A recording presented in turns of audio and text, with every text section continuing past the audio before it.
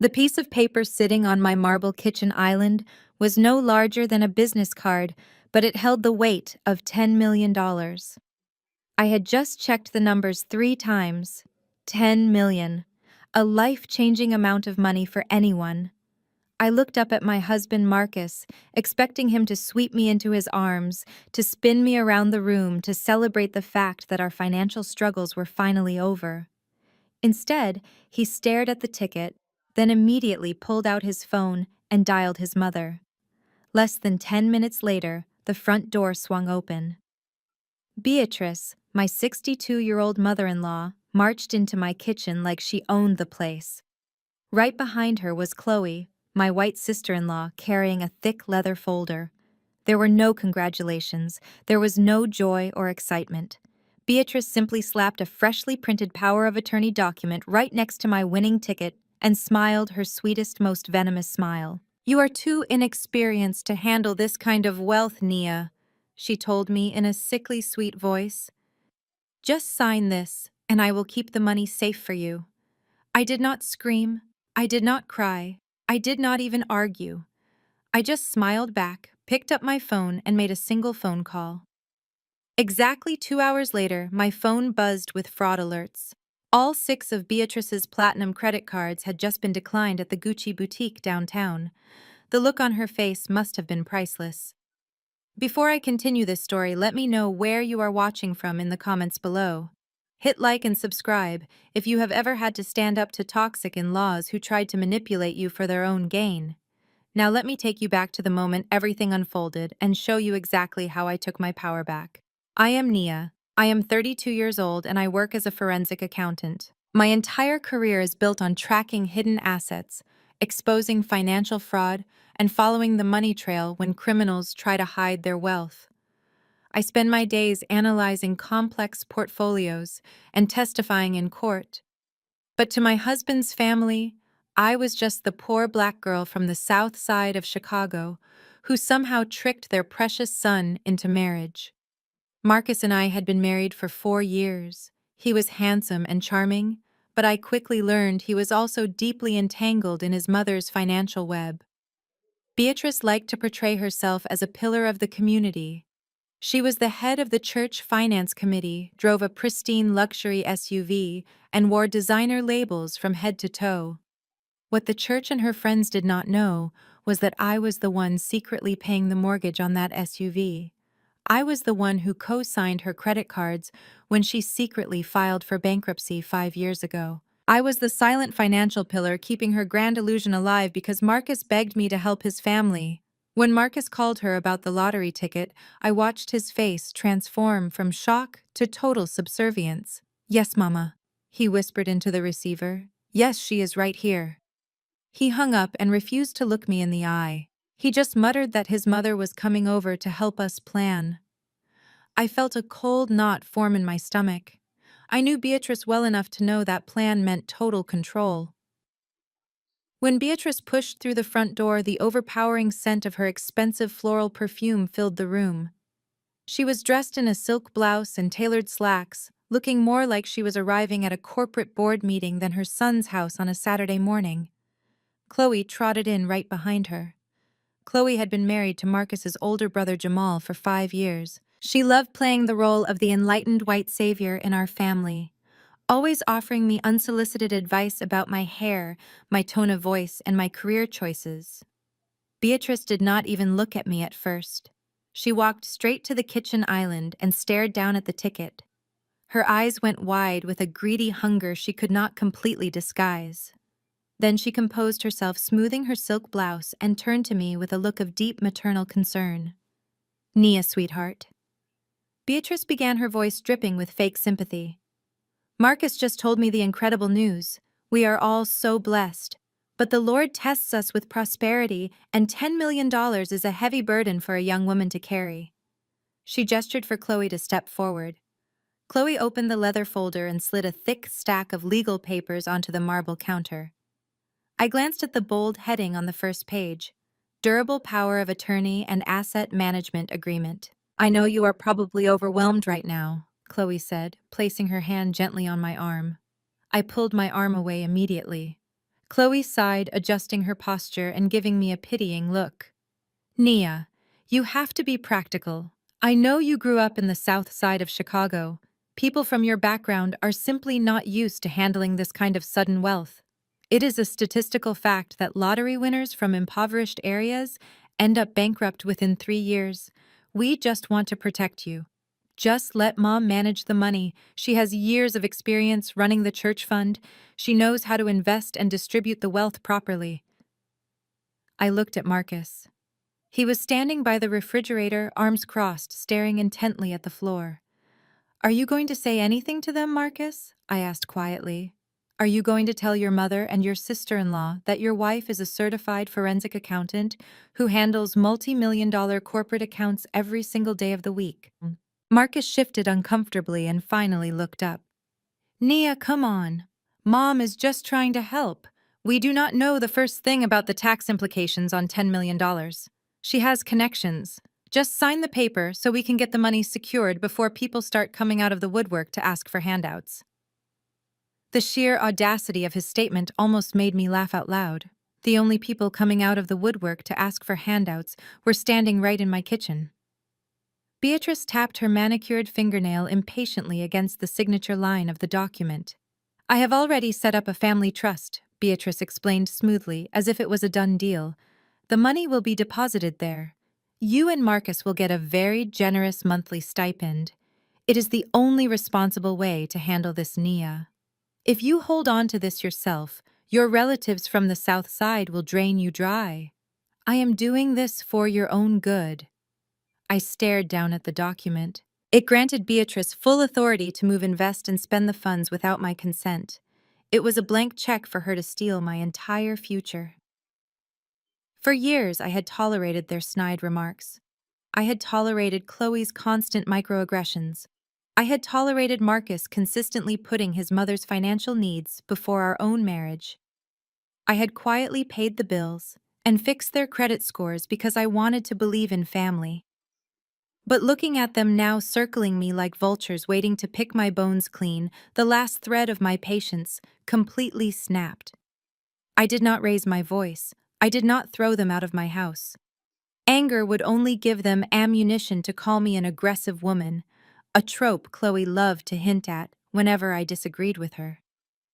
Instead, I leaned over the counter, picked up the winning lottery ticket, and slipped it carefully into my pocket.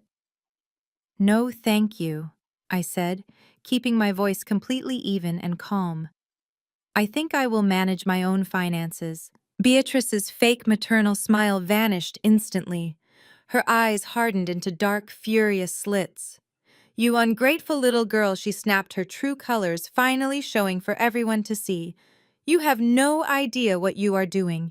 You are going to ruin my son's life with your stubborn ignorance. I picked up my phone from the counter. I am not signing anything, Beatrice.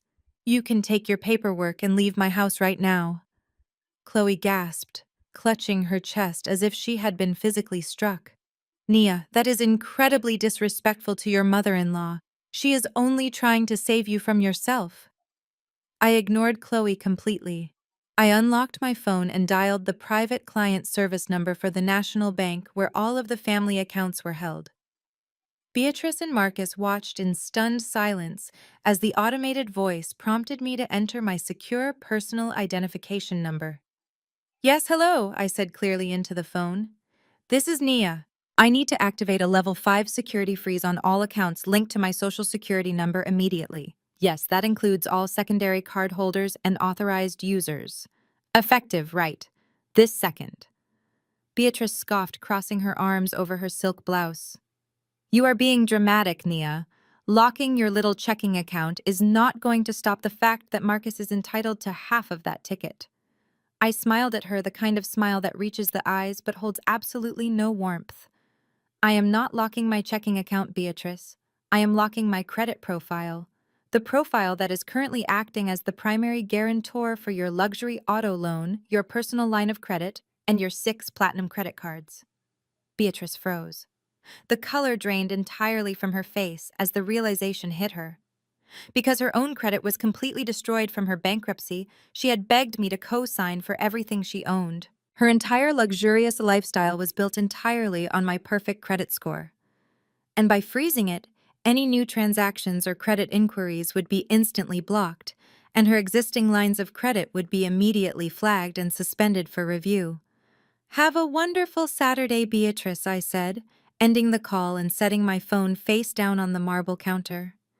2 hours later, after they had stormed out of my house making wild threats, I was sitting on my sofa drinking a fresh cup of coffee when the notifications started rolling in.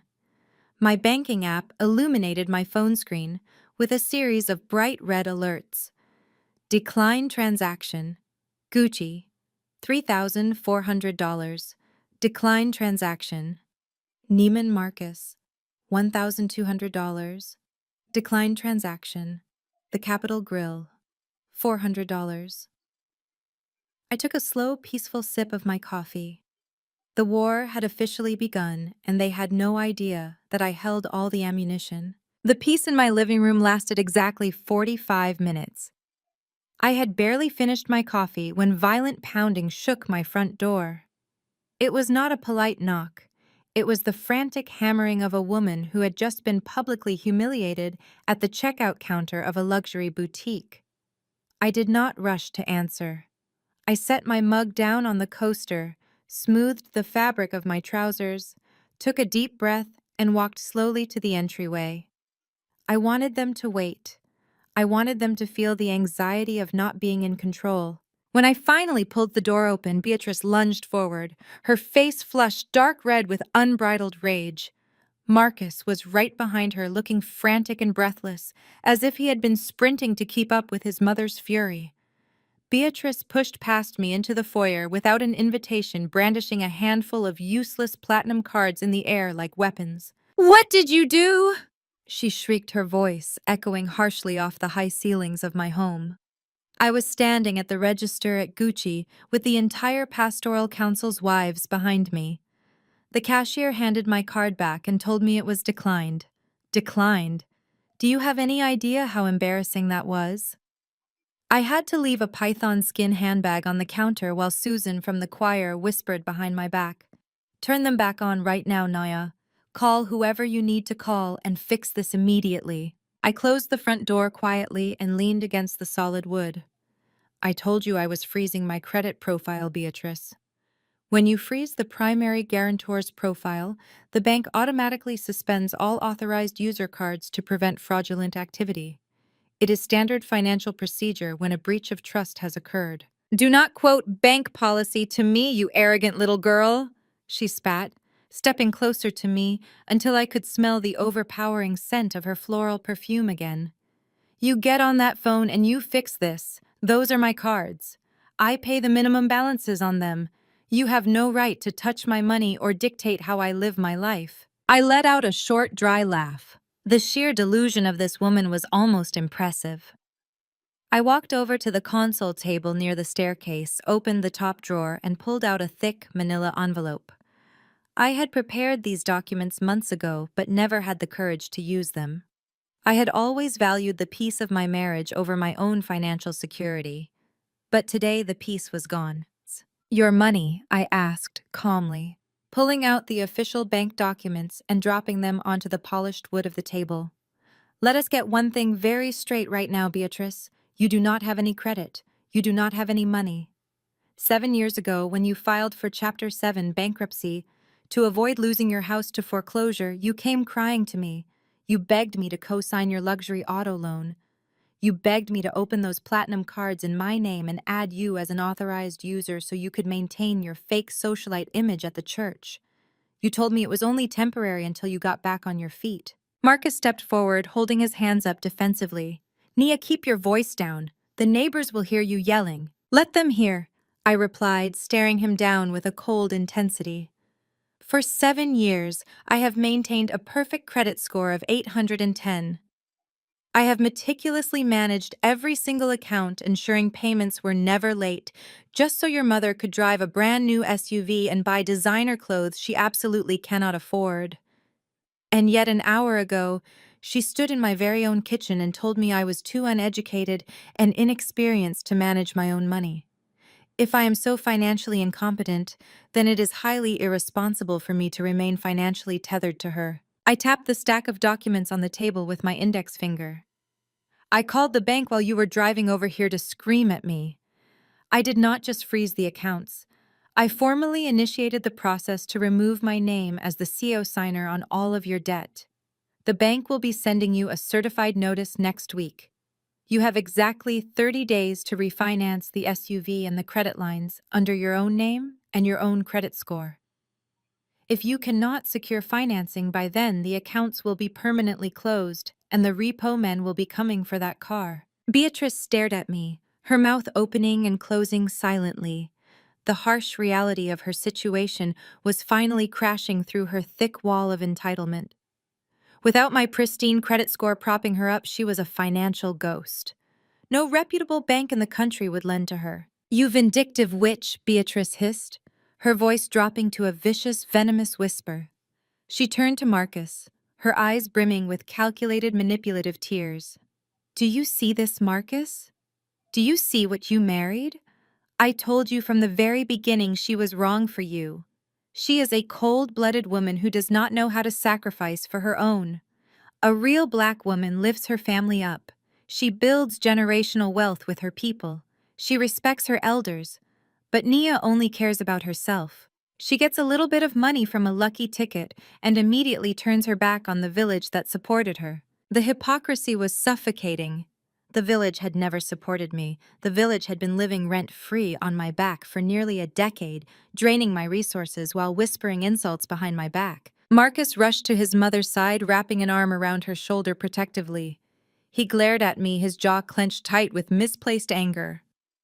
"Nia, you are going way too far. This is completely out of line. You are throwing a massive temper tantrum because Mom tried to give you some sound financial advice about the lottery winnings. She is family. You do not treat family like this over a piece of paper. You need to apologize to her." "A piece of paper," I repeated, my voice dangerously low and steady. That piece of paper was a legal mandate designed to steal $10 million from me. "She was trying to protect it," Marcus yelled, his face turning an angry shade of red. "You are acting completely unhinged right now. You need to call the bank right now and undo this mess. Unfreeze the cards, Nia. Mom needs her car for church tomorrow morning. You are not going to disrespect her like this in our house." I looked at my husband, the man I had stood at the altar with, the man I had vowed to build a secure life with, the man who was currently demanding I continue to be his mother's financial pack mule simply to avoid an uncomfortable conversation. He looked so righteous, so thoroughly convinced that I was the villain for finally setting a boundary. "You want to talk about disrespect, Marcus?" I asked smoothly, feeling a strange sense of absolute calm wash over me. "You want to talk about family lifting each other up? Fine. Let us talk about family. Let us talk about sacrifice." I walked back to the console table and pulled a second piece of paper from the back of the manila envelope. As a forensic accountant, it is my job to track money. I had been conducting a quiet audit of our joint checking account for the past 3 weeks. I had noticed discrepancies long before the lottery ticket ever entered our lives. It is the curse of my profession. I cannot ignore numbers that do not add up, especially in my own home. I held the bank statement up so the afternoon light caught the crisp black ink. I had highlighted one specific row in bright yellow. 2 months ago, I began keeping my eyes locked dead on Marcus. You came to me crying. You sat on our bed, tears streaming down your face. You told me that your Aunt Sarah in Atlanta had been diagnosed with early-stage breast cancer. You said her insurance would not cover the experimental treatment she desperately needed to survive. You begged me to let you take $50,000 out of our joint savings account, the money I had saved for our future down payment. You begged me to use it to save her life. Marcus went completely rigid. His arm dropped limply from his mother's shoulder. The aggressive, domineering posture he had just been displaying melted away in an instant, replaced by a sudden, terrifying stillness. I did not even hesitate. I continued, my voice ringing clear and authoritative in the quiet room. I told you to send the money immediately. I told you family was the most important thing. I worked 80-hour weeks during tax season to build that savings account, and I handed it over to you without a single question, because I loved and trusted my husband. Beatrice looked confused. She frowned, glancing back and forth between Marcus and me. What is she talking about, Marcus? Sarah does not have cancer. Sarah has been living in Florida for 2 years. I smiled, a slow, chilling smile that made Beatrice take a physical step back. I know she does not have cancer, Beatrice, because I called Aunt Sarah yesterday to check on her health. She was perfectly fine playing bingo at a retirement center in Boca Raton. I stepped closer to Marcus and threw the highlighted bank statement directly at his chest. The paper fluttered through the air, landing face up on the hardwood floor, right between his expensive shoes. So before you stand in my house and defend your mother, I said, my voice dropping to a razor-sharp edge that commanded the entire room, before you dare to lecture me about sacrificing for this black family. Why do you not explain to me and your mother why that $50,000 wire transfer did not go to an oncology clinic in Atlanta? Why does the routing number on that transfer match the exact business checking account of your brother Jamal's failing cryptocurrency startup? The silence in the room was absolute and deafening. Marcus looked like all the blood had been violently drained from his body. He opened his mouth to speak, but no words came out. His eyes darted nervously from the paper on the floor to his mother's face. Beatrice let out a sharp, ragged gasp, staring down at her golden child's name printed clearly on the financial record. The moral high ground they had both been standing on just crumbled into dust beneath their feet, and they knew I was just getting started. I watched Marcus struggle to breathe. He looked frantically down at the highlighted bank statement on the floor, then darted his eyes back to my face. The sheer panic in his chest was visible through his perfectly pressed designer shirt. For 4 years, he had played the role of the loving, supportive husband while I worked myself to the bone. Now the mask was slipping, and the coward hiding underneath was finally exposed. Nia, let me explain. Marcus stammered, his voice cracking slightly. It was not a lie. Well, it was a misdirection, but it was not meant to hurt you. You have to understand the pressure I am under. Jamal came to me with a brilliant opportunity, a decentralized finance project. He just needed seed money to launch his own cryptocurrency platform. He promised me a triple return on investment within 6 months. I was trying to multiply our savings so we could buy that house outright without a mortgage. A crypto project, I repeated, my voice completely devoid of emotion, though my heart was pounding furiously. You stole our house down payment, lied to my face about your aunt dying of cancer, and funneled $50,000 into a digital coin scam managed by your brother, a man who has failed at 5 different businesses in the past 4 years. Beatrice quickly recovered from her initial shock. She waved her manicured hand dismissively, instinctively stepping up to protect Jamal. In Beatrice's eyes, Jamal was the golden child. He was the brilliant entrepreneur who was always just one lucky break away from becoming a billionaire. Marcus was just the reliable workhorse she used to fund Jamal's dreams. Now hold on a minute, Nia. Beatrice interjected, her tone turning sharp and defensive. Jamal is a visionary. He just needs a little capital to get his ideas off the ground. He has been meeting with very important investors. Marcus was just supporting his brother. That is what black men do in a strong family. They build each other up. You are a wife, Nia. You are supposed to follow your husband's financial lead, not interrogate him like a common criminal. At that exact moment, Chloe strolled into the foyer from the living room, acting as if the heavy tension suffocating the house did not even exist. She had a smug little smile playing on her lips and a brand new quilted black leather handbag slung prominently over her shoulder. Actually, Nia, Jamal is doing fantastic right now, Chloe chimed in, tossing her blonde hair back with an arrogant flip. The crypto investment has already started paying off handsomely. She patted the side of her purse proudly, her diamond rings catching the light. He bought me this gorgeous classic flap Chanel bag just last week. It cost $10,000. He said business is booming, and the profits are just rolling in. You really should be thanking Marcus for having the financial foresight to invest with our family, instead of leaving that money sitting in a dead savings account collecting pennies in interest. I stared at the pristine, shiny hardware on Chloe's designer bag. I felt a cold, sharp ache bloom right behind my ribs. The sheer audacity of her statement made my stomach turn. For the past 3 years, I had worked 16-hour days. I had missed holidays with my own friends. I had skipped vacations. I had eaten cold takeout at my desk at the accounting firm during tax season, staring at spreadsheets until my vision blurred, all to build that savings account. I took on extra corporate audits. I dragged myself home at midnight exhausted down to the very marrow of my bones, while Marcus sat comfortably on the couch watching sports and complaining about how tired he was from his basic office job. I paid our mortgage. I bought our groceries. I kept the lights on. I carried the entire financial weight of our marriage on my back so that Marcus could pretend to be a successful provider in front of his mother. And my reward for nearly working myself into an early grave was watching my white sister-in-law parade around my foyer, proudly wearing my stolen sweat and tears on her shoulder while lecturing me about financial foresight. Profits, I asked, stepping away from Marcus and locking my eyes directly onto Chloe until her smug smile began to falter. You honestly believe a man who cannot even qualify for a basic auto loan has magically generated $10,000 in liquid profit from a non-existent cryptocurrency coin in less than 2 months? Chloe shifted uncomfortably, her hand dropping from the bag. Well, Jamal said he secured early investors. I took another deliberate step toward her. That is not crypto profit, Chloe.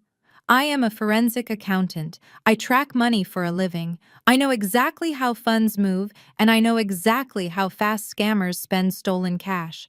That bag on your shoulder is my money. Jamal took the $50,000 my husband stole from me and bought you a Chanel bag to keep you quiet and keep up appearances. You are walking around my house carrying a piece of my stolen future. Chloe turned a sickly shade of pale. She instinctively pulled the bag behind her back, suddenly looking very unsure of her husband's visionary success. She glanced at Beatrice, looking for backup, but Beatrice was staring at the floor, suddenly unwilling to defend the Chanel purchase. Marcus realized he was completely cornered. His mother could not save him with her fake religious superiority. Chloe had just inadvertently confirmed where a massive chunk of the money had actually gone. The mask of the loving, protective husband shattered completely, leaving behind nothing but a greedy, insecure man whose fragile ego had just been crushed by his wife's intelligence. "Shut up!" Marcus roared, his voice echoing violently against the walls. His face contorted with a sudden ugly fury that I had never seen before. He lunged forward and slammed his heavy fist down on the console table. The impact rattled the wood and sent the remaining bank documents scattering across the floor. I did not flinch. I just stared at him, watching him unravel. "I am the man of this house!" Marcus shouted, his chest heaving as he pointed a shaking finger directly at my face. "I made an investment decision for our family's future. You do not get to stand there and talk down to me. You do not get to humiliate my mother and insult my brother. I am sick and tired of you acting like you are better than all of us just because you wear a suit and look at spreadsheets all day." I remained perfectly still. "Are you finished?" I asked quietly. "No, I am not finished." He spat, his eyes wide and manic. He took a step closer, trying to use his physical size to intimidate me, but I refused to back away. "You think you are so smart, Naya. You think you have me all figured out with your little bank statements and your credit freezes. You think you have all the power now. Well, guess what? I do not care what you think about that $50,000 anymore, because you just won the lottery." A twisted, victorious grin spread across his face, replacing the panic from just moments before. He looked back at his mother, who was now smiling right along with him. "We live in a community property state," Nia Marcus declared, his voice dripping with pure malice. "Do you hear me? Community property. The law says whatever you acquire during the course of this marriage belongs to both of us equally. You can freeze the credit cards. You can kick my mother out of this house. You can act all high and mighty, But you cannot change the law. That $10 million ticket means I automatically get $5 million, and there is not a single thing you can do to stop me. I looked at the man who was supposed to be my partner in life. He was breathing heavily, his chest puffed out with false bravado, convinced he had just delivered a checkmate. He really believed that a quick Google search about state property laws made him an expert in asset division. He thought the law was a magic wand that would instantly grant him half of my winnings. I did not correct him. I did not explain the nuances of asset protection or the legal definitions of separate property. I simply stepped aside, gestured toward the open front door, and told them to get out of my house.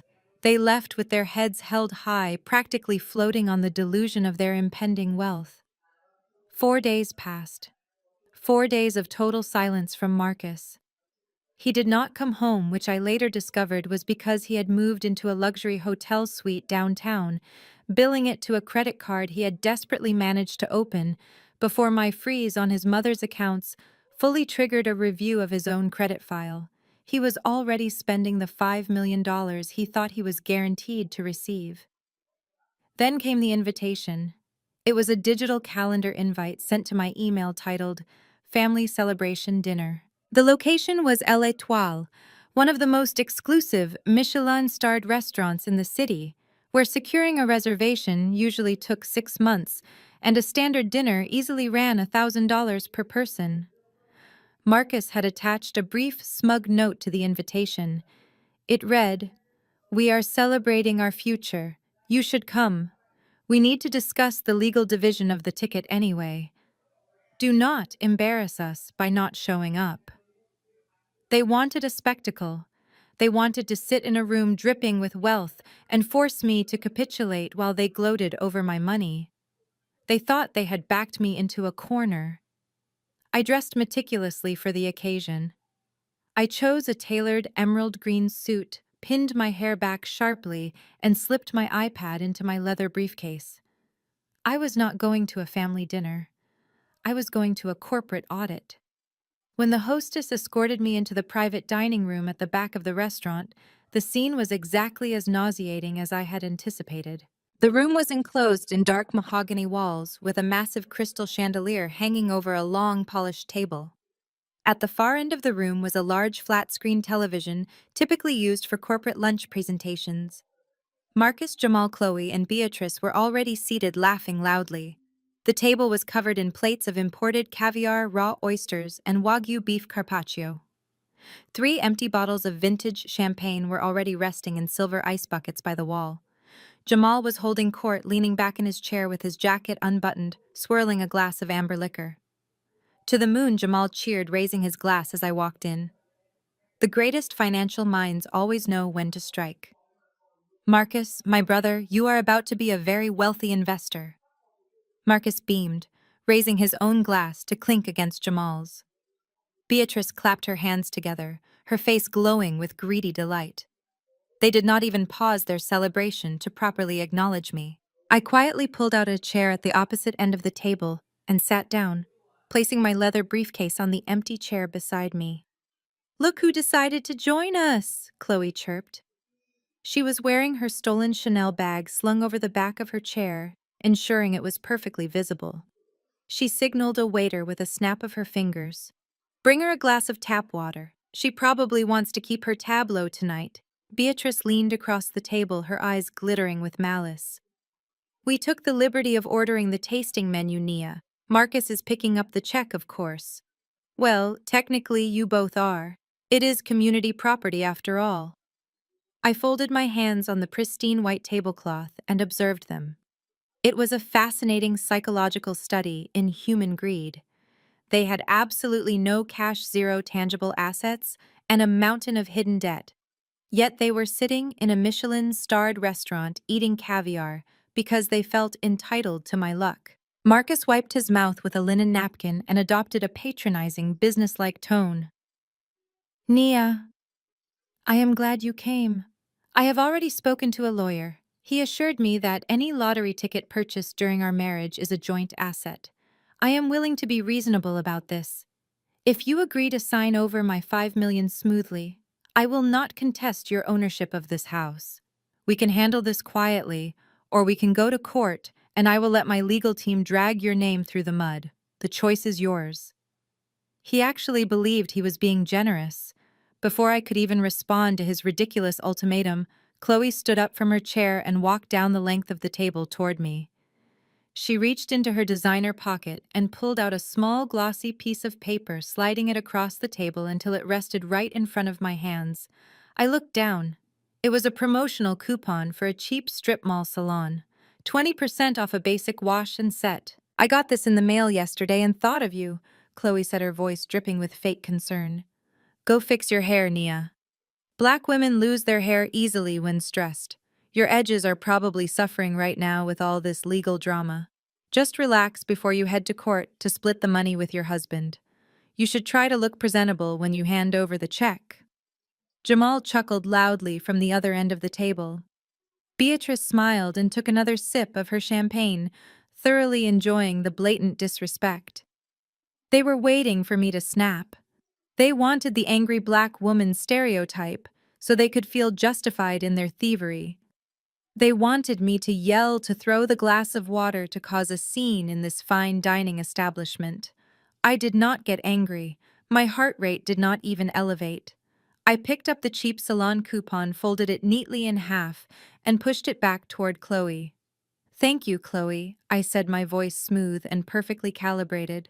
"But I do not think I will be the one losing sleep tonight."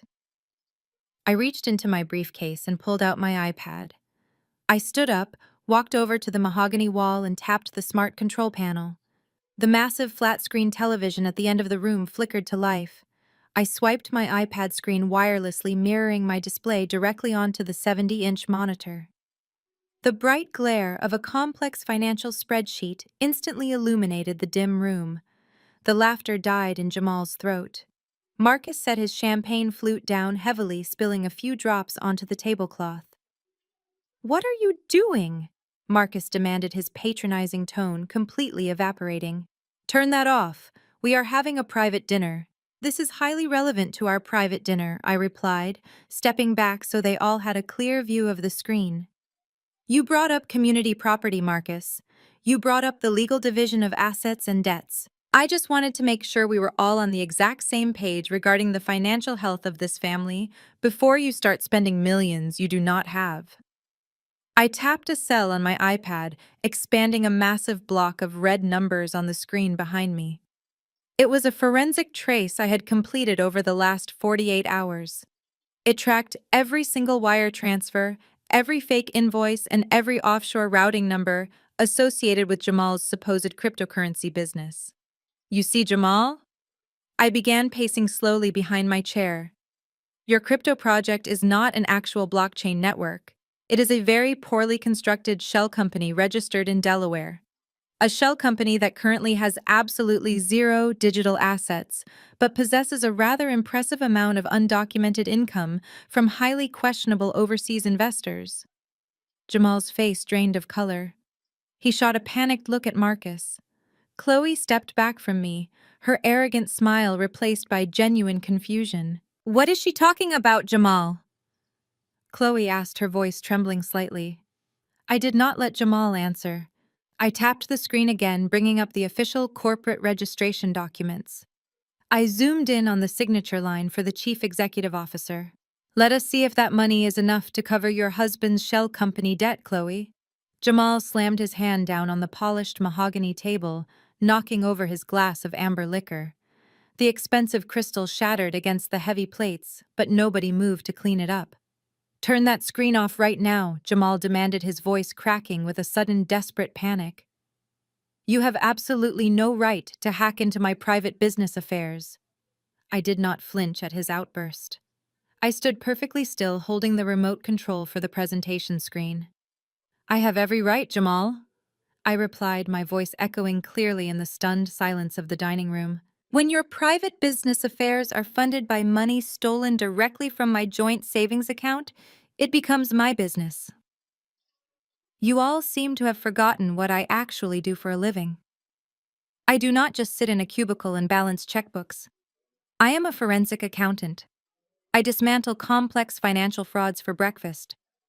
I track ghost accounts. I unravel corporate embezzlement schemes, and I expose thieves who think they are much smarter than the paper trail they leave behind. And compared to the high-level corporate criminals I normally investigate, your little operation is incredibly sloppy. I tapped the screen of my iPad again. The spreadsheet on the massive television transitioned smoothly into a complex color-coded flowchart. It connected different bank accounts, offshore holding companies, and domestic wire transfers with bright red lines. This was the exact flow of funds mapped out with devastating precision. Let us trace the $50,000 Marcus wired to you under the guise of paying for your aunt's fictional cancer treatment, I said, pointing a digital laser pointer at the first bubble on the screen. Within 48 hours of that money hitting your supposed corporate seed account, $10,000 was wired directly to a high-end luxury boutique in downtown Chicago. That paid for Chloe's new quilted leather handbag. Another $15,000 was transferred to a luxury auto dealership for the down payment on your new sports car. The remaining $25,000 was immediately funneled to a private, unregistered offshore account in the Cayman Islands. I paced slowly across the front of the room, making sure to make eye contact with every single person at the table. There are no payroll records in your corporate file. There are no software development contracts. There are no server hosting fees. There is no cryptocurrency platform being built. Your company produces absolutely nothing of value. Chloe turned slowly to look at her husband. Her face was completely blank, the arrogant, mocking smirk she had worn all evening wiped away entirely. She instinctively reached out and pulled her Chanel bag off the back of her chair, clutching it tightly against her chest, as if holding it could somehow protect her from the truth. "Jamal," she whispered, her voice trembling. "Tell me she is lying. Tell me you actually built a real software company. Tell me my bag was bought with legitimate profits." Jamal refused to look at his wife. He was staring intensely at the television screen, his chest heaving under his tailored suit jacket. "It is a highly complex, decentralized financial structure," he muttered defensively, wiping a bead of sweat from his forehead. "She does not understand the modern blockchain landscape. She is just twisting the numbers to make me look bad." I tapped the iPad a third time, bringing up a massive ledger of incoming wire transfers. "Oh, I understand the landscape perfectly," I countered, allowing a sharp edge of authority to enter my voice. "I also understand exactly what these incoming transfers mean. Over the last 6 months, your little shell company has received over $3 million in staggered wire transfers from various untraceable overseas entities. You receive the funds immediately, funnel the money through 3 different domestic accounts to create a layer of confusion. Take a 10% cut for your own lavish lifestyle, and then wire the remaining balance to an anonymous holding company in Panama." I paused, letting the heavy reality of the situation sink into the room. "That is not decentralized finance, Jamal. That is the exact definition of placement, layering, and integration. It is textbook money laundering. You are acting as a wash account for international criminals, and you are leaving a digital footprint so obvious that a first-year accounting student could spot it." Beatrice let out a sharp, breathless gasp.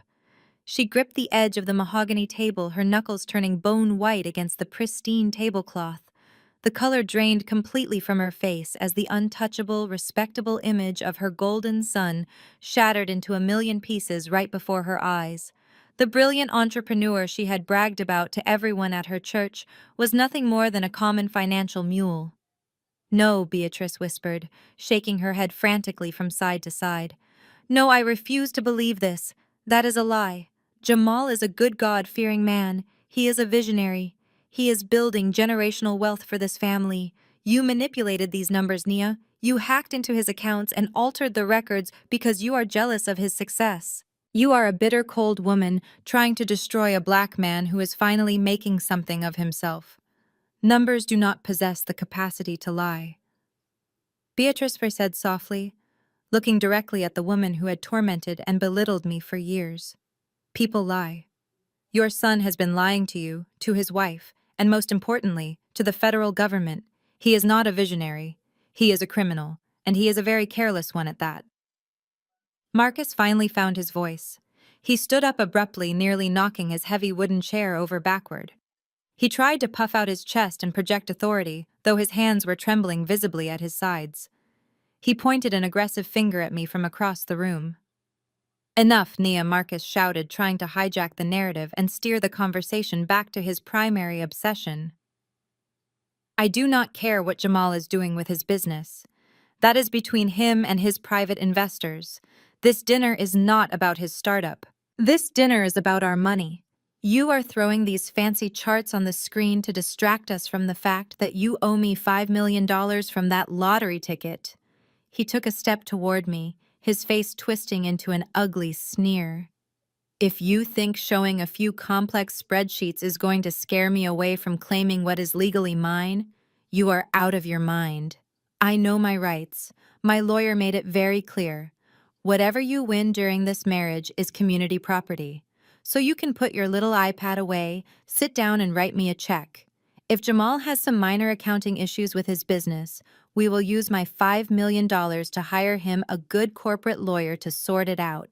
Hand over the money, Nia, and we can all walk away from this table in peace." I looked at Marcus.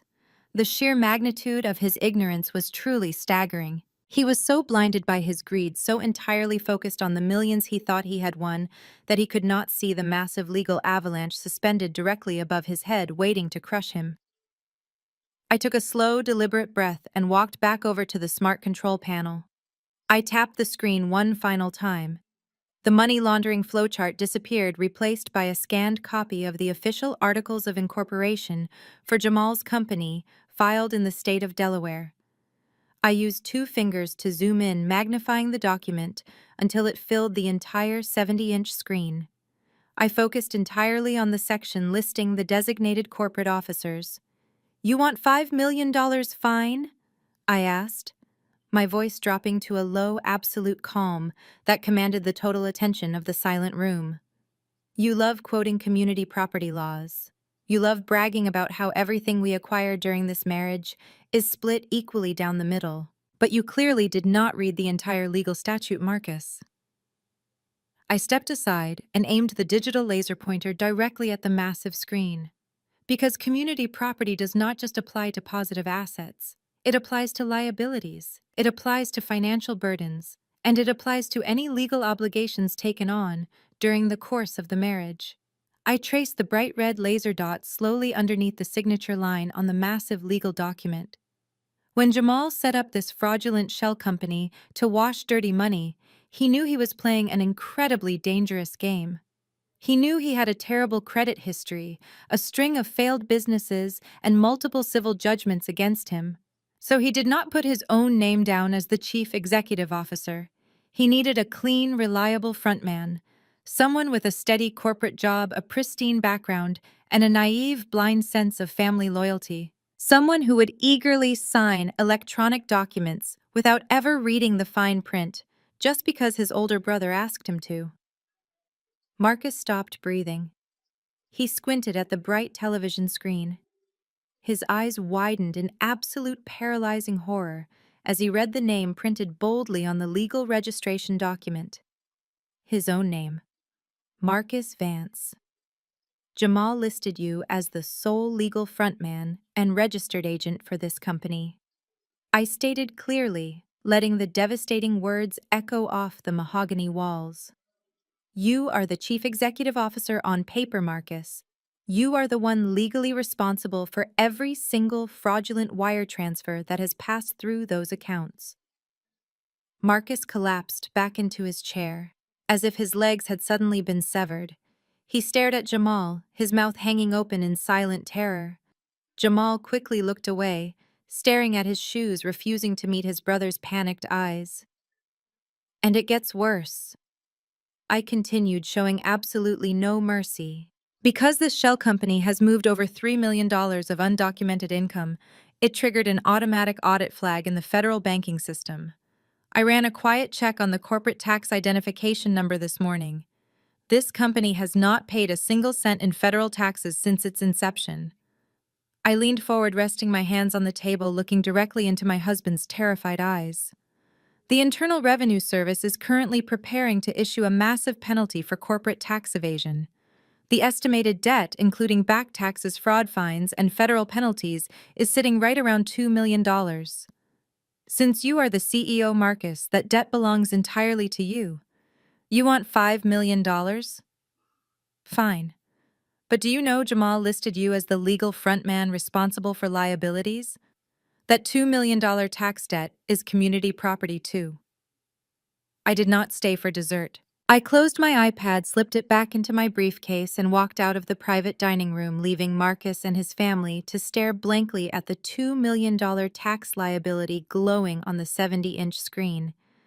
I also left them with the $1,000 dinner bill. As I walked through the elegant main dining area of the restaurant, I felt a profound sense of lightness. The heavy burden of carrying their financial incompetence had finally been lifted from my shoulders. I drove back to my peaceful, quiet house and slept better than I had in 4 years. The reality of their situation did not truly set in until the following morning. I was sitting at my kitchen island at 8:15, sipping a freshly brewed cup of green tea and reviewing a new corporate audit file for my firm, when my cell phone began to vibrate violently across the marble countertop. The caller identification flashed with Beatrice's name. I let it ring 4 times. I took another sip of my tea, savoring the quiet morning before I finally pressed the green accept button and put the phone on speaker. I did not even get the chance to say hello. Nia, please, Beatrice shrieked through the speaker. Her voice was unrecognizable. The polished, arrogant church lady tone was completely gone, replaced by the frantic, high-pitched wail of a woman watching her entire world burn to the ground. You have to help us. You have to come down here right now. They have badges, Nia. They have guns and windbreakers. I set my pen down and leaned closer to the phone. Who has badges, Beatrice? Take a breath and speak clearly. The Internal Revenue Service. She sobbed, her breath hitching wildly. They are everywhere. 2 federal agents just knocked on my front door looking for Jamal. They said they already raided the luxury hotel downtown where Marcus was staying. They dragged Marcus out of his suite in handcuffs, Nia. They put my baby in the back of a federal vehicle. They are freezing all the bank accounts. They are taking everything. In the background, I could hear the chaotic sounds of absolute panic. I heard doors slamming, heavy footsteps, and the unmistakable sound of Jamal cursing loudly. It sounded like they were all clustered together in Beatrice's living room, watching the walls close in on them. I remained perfectly calm. I warned you all last night, Beatrice. Federal tax evasion and international money laundering are not parking tickets. When the government wants their $2 million, they do not send a polite letter. They send special agents. Marcus signed his name on a fraudulent corporate charter. He is the chief executive officer of a criminal enterprise. I am not sure what you expect me to do about that. You have the money, Beatrice screamed, her desperation echoing shrilly through my quiet kitchen. You won $10 million.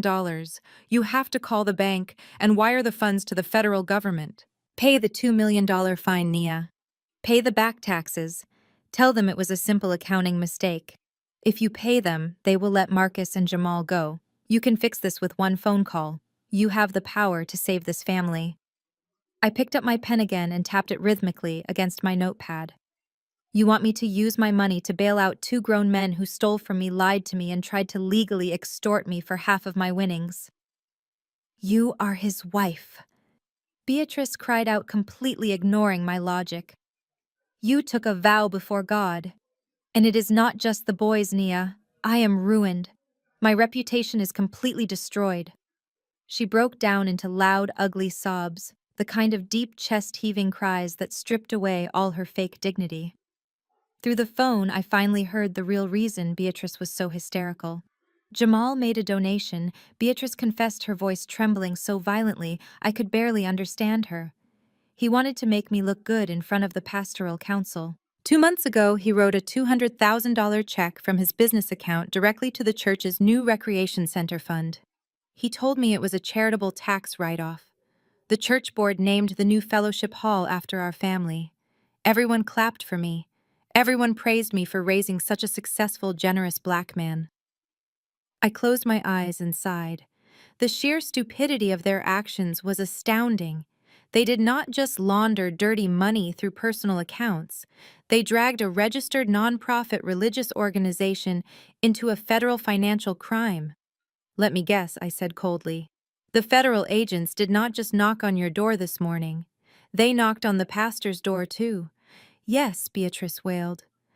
The pastor called me right before the agents arrived at my house. The IRS froze the entire church bank account. All of the tithes, the offering money, the building fund.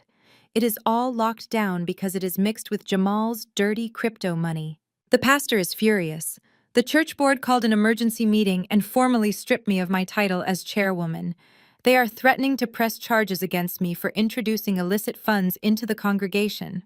I cannot ever show my face in that sanctuary again, Nia. You have to pay the fine so they unfreeze the church money. Please, I am begging you on my hands and knees.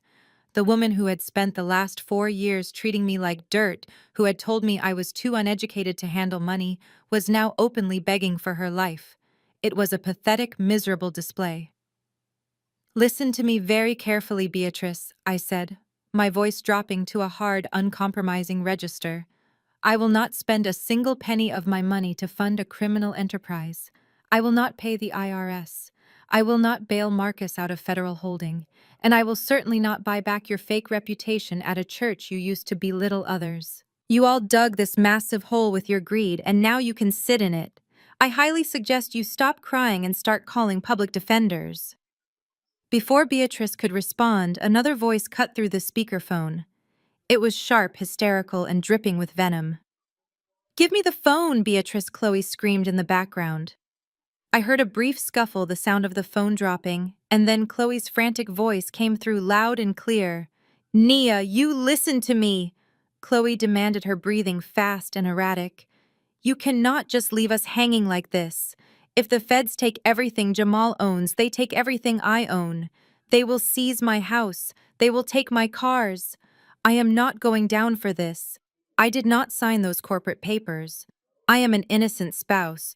You are wearing a $10,000 Chanel bag bought with stolen money, Chloe," I reminded her flatly. "The government does not care about your innocent spouse routine when you have been happily spending the profits of a laundering operation." Chloe let out a sound that was half scream, half growl.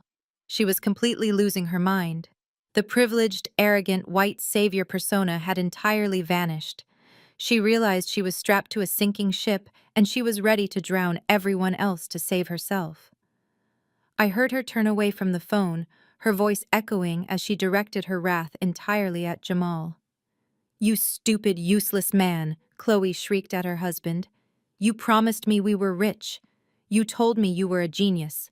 Now the FBI is going to seize my house because you are an idiot." Jamal tried to calm her down, his voice low and pleading. "Chloe, baby, keep your voice down. The agents are still outside. We can figure this out. I have a lawyer friend." "I do not care about your lawyer friend." Chloe screamed at the top of her lungs, her voice cracking with pure hysteria. "I am leaving you, Jamal. I am filing for divorce this exact second. And if you try to stop me, or if you try to drag me into this tax fraud mess, I swear to God I will call the local police right now." There was a stunned silence on the other end of the line. Even Beatrice stopped sobbing. "What are you talking about?" Jamal asked, his voice trembling. "I will rip my own shirt," Chloe threatened, her tone turning completely cold and calculating. "I will scratch my own arms, and I will run outside to those federal agents crying. I will tell them you have been physically abusing me. I will tell them you forced me to keep quiet about the money. I am a terrified white woman, Jamal. Who do you think those agents with guns are going to believe? You, a black man under investigation for federal fraud, or me?" The sheer wickedness of her threat hung in the air, heavy and suffocating. She was openly weaponizing her race and her tears to destroy her husband, hoping to secure whatever clean assets were left and shift the entirety of the federal blame onto his shoulders. The family that had sworn to stick together, the family that had constantly lectured me about loyalty and sacrifice, was now violently tearing each other to pieces. I sat in my quiet kitchen, listening to the absolute madness unfolding through the speaker of my phone. The contrast between my peaceful morning and their catastrophic reality was jarring. Through the static of the line, I could hear the heavy thud of Chloe throwing items into a suitcase. She was screaming at Jamal, her voice completely unhinged, repeating her threat to march right outside and tell the federal agents that he had been physically abusing her. Jamal was crying, actually sobbing, begging her not to destroy his life. Then, cutting through the chaotic background noise, Beatrice spoke. Her voice was no longer hysterical. It had dropped into a low, urgent register. She was not speaking to me anymore. She was speaking to Marcus. Marcus? Baby, you have to listen to me, Beatrice said, her tone dripping with a dark, manipulative sweetness. You heard the agents.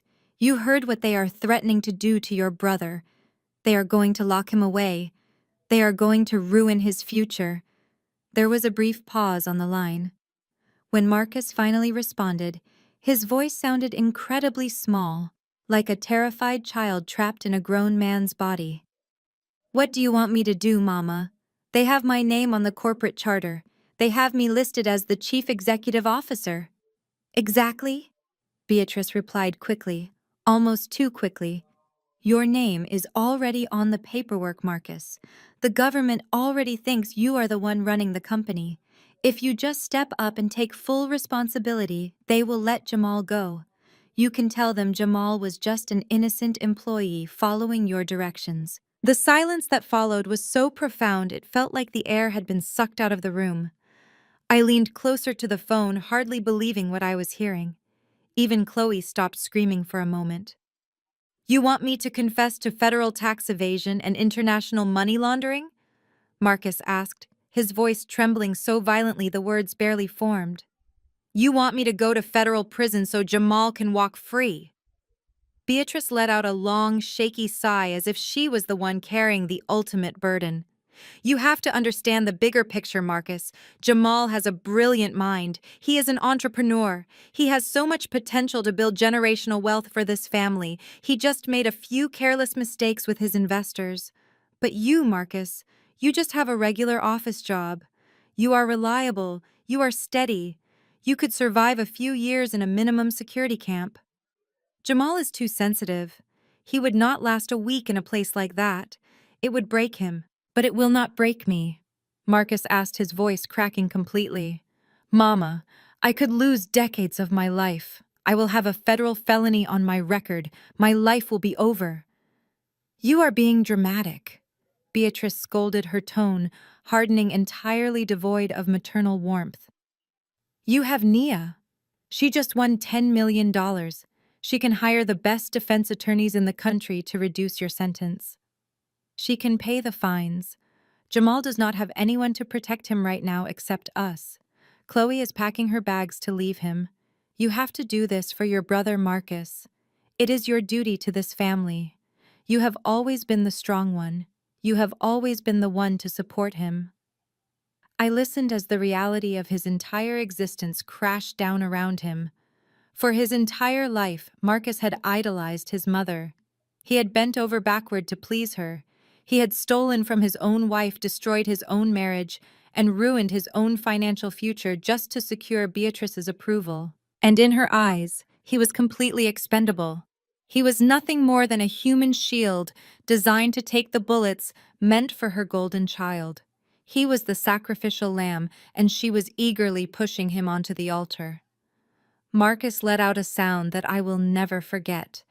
It was a hollow, gut-wrenching gasp of pure betrayal. I did not wait to hear his response. I reached forward and pressed the red button on my screen, severing the call and plunging my kitchen back into total silence.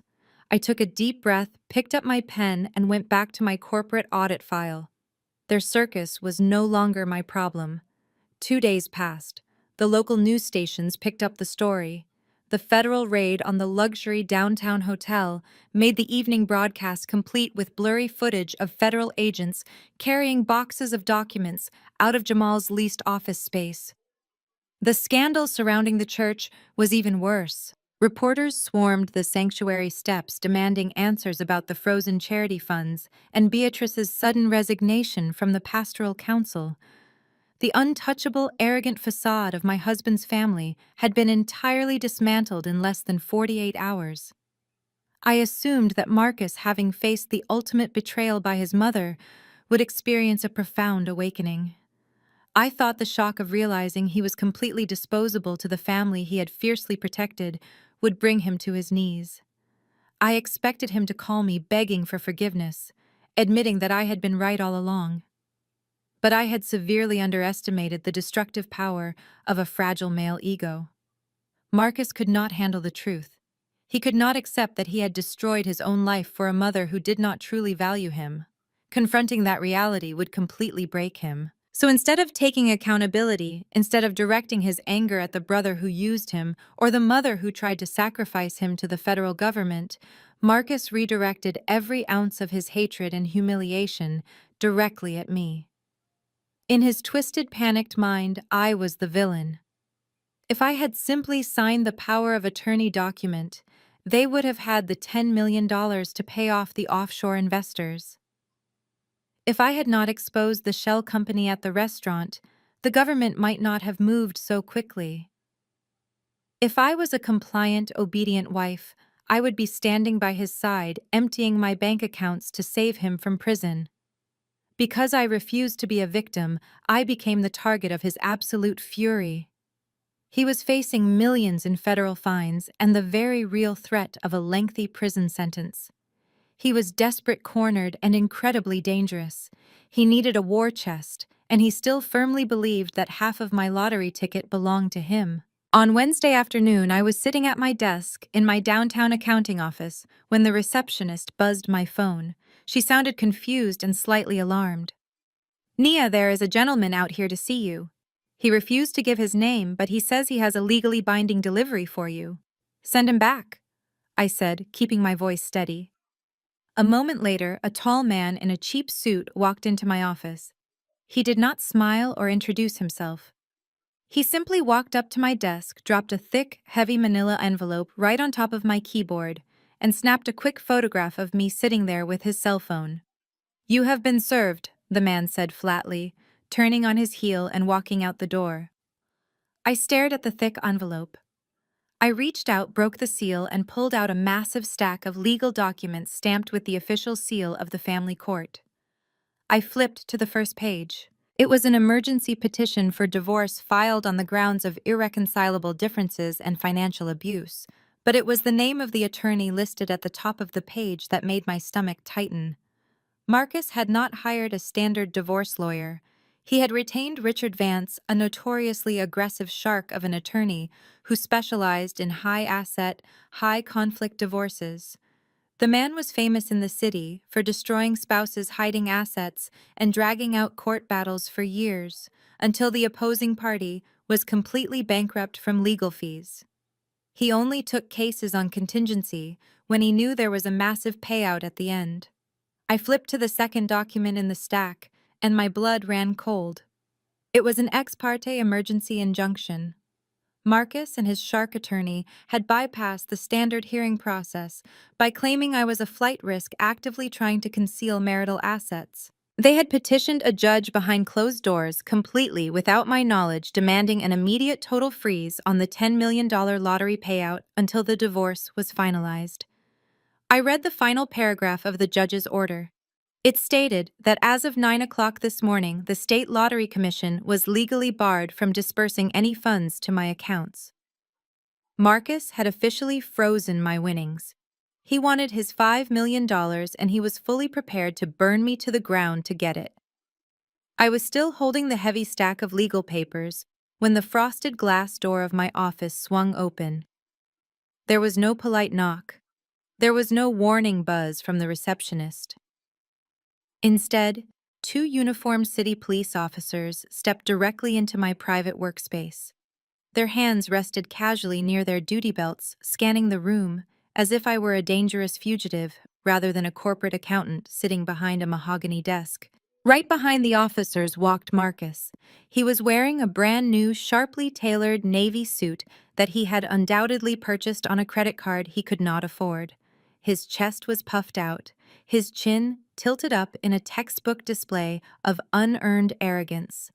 Beside him stood an older white man carrying a sleek leather briefcase. The man had slicked back silver hair, a predatory grin, and eyes that looked like dead stones. This was Richard Vance, the shark.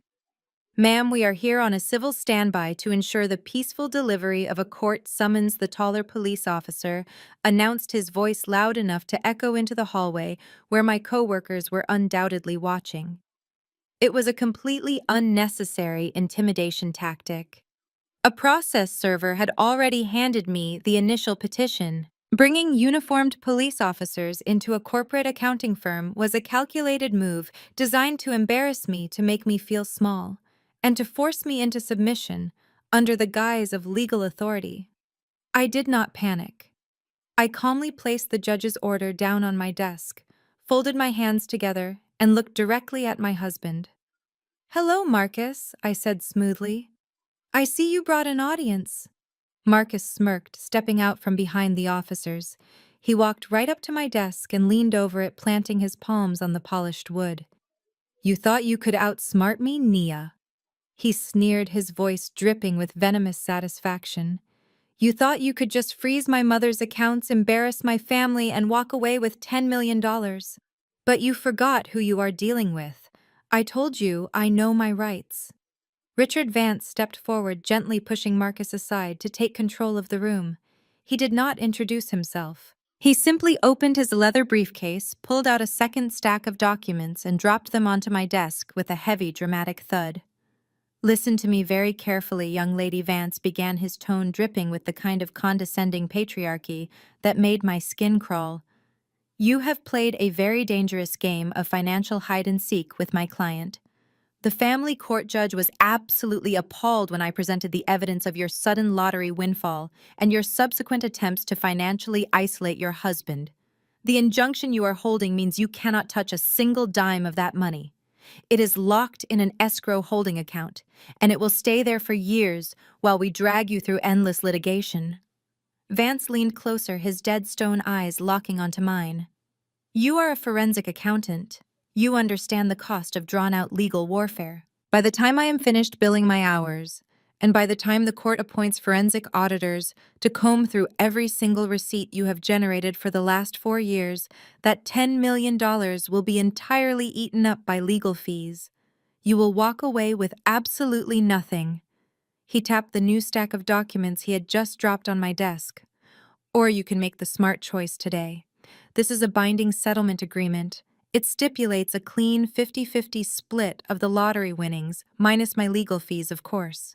You sign this right now, the freeze is lifted by tomorrow morning, and you get to keep your half of the money and your precious house."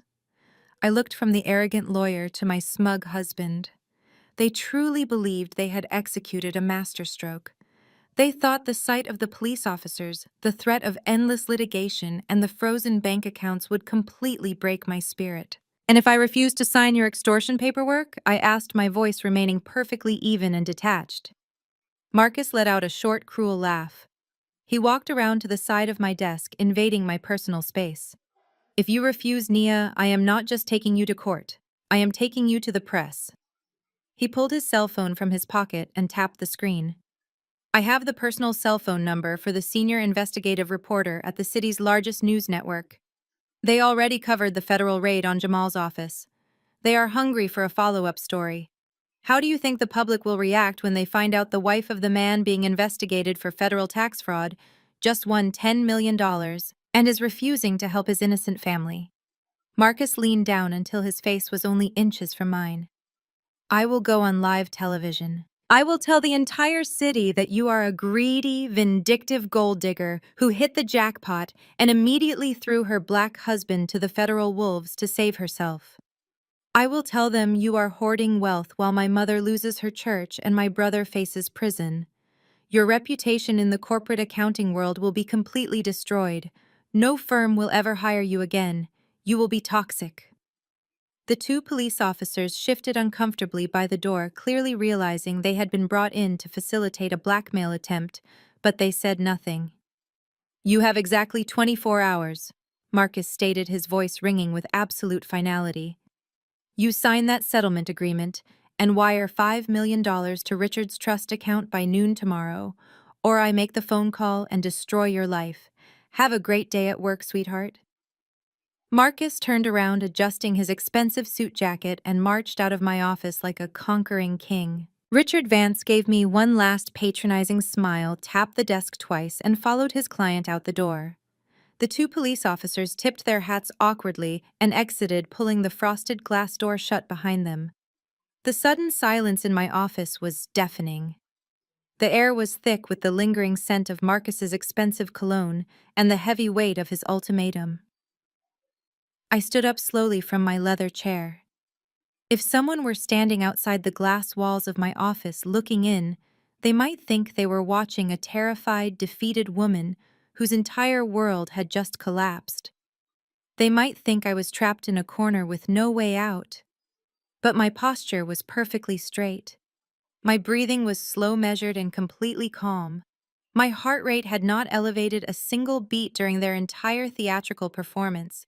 I was not the prey backing into a corner. I was the hunter standing perfectly still in the brush, watching the arrogant prey step willingly into the center of a steel trap. Marcus thought his aggressive divorce filing was a lethal weapon. He thought freezing the lottery ticket was the ultimate checkmate. He had no idea that by filing those specific legal papers, he had just handed me the exact key I needed to destroy him completely. I reached into my blazer pocket and pulled out my cell phone. I did not call a divorce attorney. I did not call the police. I dialed a private unlisted number that I had saved in my contacts months ago. The line rang twice before a deep, authoritative voice answered on the other end. "It is Nia," I said, my voice echoing softly in the empty room. He took the bait. "The emergency injunction is filed, and the funds are frozen. He just threatened to go to the press tomorrow at noon." The voice on the other end murmured a brief acknowledgement. I smiled, feeling a profound sense of absolute control wash over me. "Do not wait for his deadline," I instructed, my eyes locked on the settlement papers sitting on my desk. "Start the final step right now. Let them think they are winning for just a little bit longer. Today is his victory lap. Tomorrow, we burn it all to the ground." The next morning, the air inside the downtown family courthouse was cold and sterile. I walked through the heavy glass doors and cleared the security checkpoint with my leather briefcase firmly in my grip. I did not bring a lawyer with me. I did not need one. In financial disputes, the most powerful weapon is never the loudest attorney in the room. It is the undeniable truth of a verified paper trail. I took the elevator up to the 4th floor and walked down the quiet hallway toward mediation room 412. When I pushed open the heavy wooden door, the scene waiting for me was exactly as I had pictured it. Marcus and his entire entourage had already arrived and taken over the left side of the long mahogany conference table. Marcus was wearing the same expensive navy suit from the day before, looking incredibly pleased with himself. To his immediate right sat Richard Vance, the shark attorney, who was busy organizing a massive stack of heavily tabbed legal binders. But it was the two women sitting directly behind Marcus that made me want to laugh out loud. Beatrice and Chloe were seated side by side in the gallery chairs, perfectly aligned in their shared greed. Just 48 hours ago, Chloe was screaming that she was going to frame Jamal for domestic abuse to save her own skin, and Beatrice was begging Marcus to go to federal prison. Now they were sitting shoulder to shoulder, projecting a united front of suffering family members. The sheer desperation of the IRS investigation had temporarily bonded them together. They both desperately needed Marcus to successfully extort $5 million from me because my lottery winnings were the only thing that could pay off the federal government and save their luxurious lifestyles. At the head of the table sat the court-appointed mediator. He was a retired judge with silver hair and tired eyes who looked like he had already endured 1,000 bitter divorces. He gestured for me to take a seat on the empty right side of the table. Are we waiting for your legal counsel to arrive, ma'am? The mediator asked, looking at the empty chairs beside me. I am representing myself today, Your Honor, I replied smoothly, setting my briefcase on the table and taking my seat. Richard Vance let out a loud, patronizing chuckle. He leaned back in his expensive leather chair and looked at the mediator with a smug, knowing smile. Your Honor, I think that tells us everything we need to know about my client's wife. She is arrogant, reckless, and completely uneducated in the complexities of family law. We are ready to proceed and finalize this matter quickly so my client can access the funds that are rightfully his. The mediator sighed and opened his file. We are here to discuss the emergency ex parte injunction, freezing the $10 million lottery payout, and the subsequent petition for equal division of those assets. Mr. Vance, you may begin. Richard Vance stood up from his chair. He picked up a thick, leather-bound copy of the State Family Legal Code and slammed it down onto the center of the mahogany table with a loud, echoing thud. It was a cheap theatrical tactic designed to establish dominance in the room. Behind him, Beatrice nodded approvingly, and Chloe crossed her arms with a victorious smirk. The law in this state is not a suggestion. Vance began, projecting his voice, as if he were arguing before the Supreme Court rather than a tired mediator. We operate under strict community property statutes. It is a very simple concept. Any wealth, any property, and any income acquired during the legal time frame of a marriage belongs equally to both spouses. It does not matter who purchased the winning ticket. It does not matter whose hand physically accepted the receipt from the cashier. That $10 million is a marital asset. Period. Vance began pacing slowly behind his chair, keeping his predatory gaze fixed entirely on me. My client Marcus Vance has been a supportive and dedicated husband for 4 years. He has provided a stable home environment while his wife worked long hours at a mid-level accounting firm. And how does she repay his years of marital devotion? The moment she gets incredibly lucky and wins a staggering sum of money, she attempts to hoard it. She freezes his mother's credit accounts. She verbally assaults his family. She tries to hide the funds and lock him out of his own financial future. I sat perfectly still, listening to his ridiculous monologue. Marcus actually looked proud, puffing his chest out as his lawyer painted him as the ultimate victim. Let us be completely honest here, Vance continued, his tone dripping with profound condescension. Nia is a basic corporate number cruncher. She did not earn this $10 million through business acumen or intelligent investing. She bought a piece of paper at a gas station. She got lucky. She has absolutely zero experience managing this level of wealth, and her erratic, vindictive behavior over the past few days proves she is entirely unfit to control these assets alone. We are demanding the immediate unfreezing of the funds, the transfer of $5 million into my client's private account, and a formal order for Nia to cover all of my legal fees due to her malicious attempts to conceal marital property. Vance sat back down heavily, clearly extremely satisfied with his own performance. Beatrice leaned forward and whispered loudly enough for the whole room to hear. Thank you, Richard. Finally, someone is putting her in her place. The mediator turned to me. Ma'am, do you have a response to Mr. Vance's demands, or do you wish to review the settlement agreement they have proposed? I looked at the people across the table. They were practically vibrating with anticipation. They thought the battle was already over. They thought the heavy law book and the loud lawyer had successfully intimidated me into complete submission. They were already spending the money in their minds. I reached out and rested my hands on the brass locks of my briefcase. I completely agree with Mr. Vance on one specific point, I said, my voice calm and crystal clear in the quiet room. The law in this state is not a suggestion.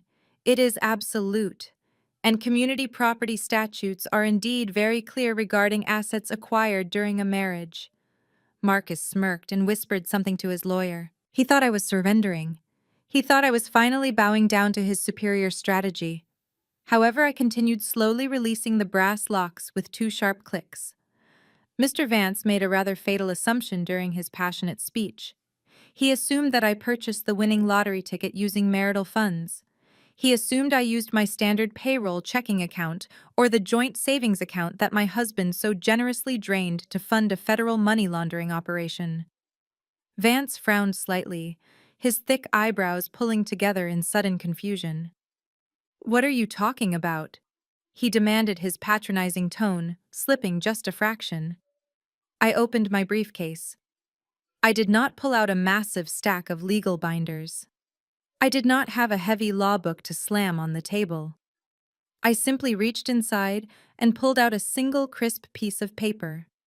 It was an official certified bank transcript bearing the raised seal of a highly exclusive private wealth management institution. "As a forensic accountant, I track money for a living," I said, looking directly into Richard Vance's eyes.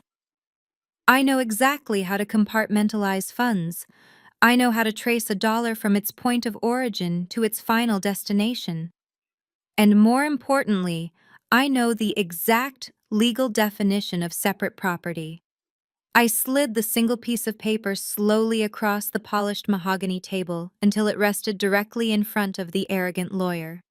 "I suggest you read the source of funding used to purchase that lottery ticket, Mr. Vance," I said, leaning back in my chair and crossing my legs. "And then I suggest you explain to your client why he is never going to see a single penny of my money." Richard Vance picked up the document. He adjusted his reading glasses and scanned the highlighted section of the bank transcript. The room was so quiet I could hear the faint hum of the air conditioning vent above us. I watched the exact moment the realization hit him. It was a physical transformation. The smug, arrogant color drained completely from his face, leaving him looking like a sick ghost. His mouth opened slightly, but no words came out. A thick bead of sweat formed at his hairline and slowly rolled down his temple. His hands began to tremble so violently that the paper shook loudly in the silent room. "What is it?" Marcus asked, leaning over, trying to see the paper. "Richard, what does it say? Tell her she has to pay us." Richard Vance did not answer his client. He simply stared at the piece of paper. His predatory confidence entirely shattered his mind, desperately trying to comprehend the massive legal trap he had just blindly walked his client right into. Richard Vance could not bring himself to speak. He just sat there, his mouth slightly open, staring at the raised seal on the bank document as if it were a signed death warrant. Marcus, growing increasingly agitated by his lawyer's sudden and complete paralysis, reached out and snatched the paper right out of Vance's trembling hands. "What is the problem?"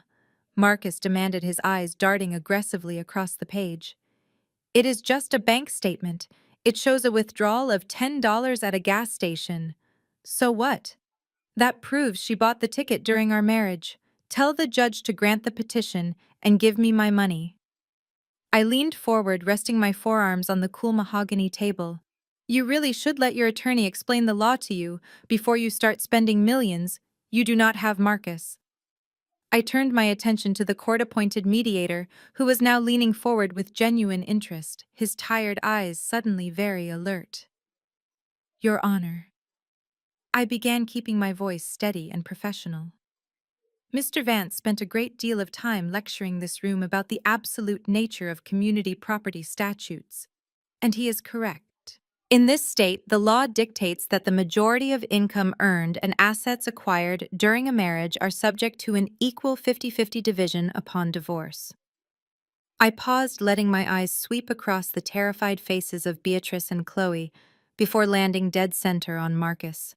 "However, there is a very strict, undeniable, and universally recognized legal exception to that rule," I continued. "Inheritances.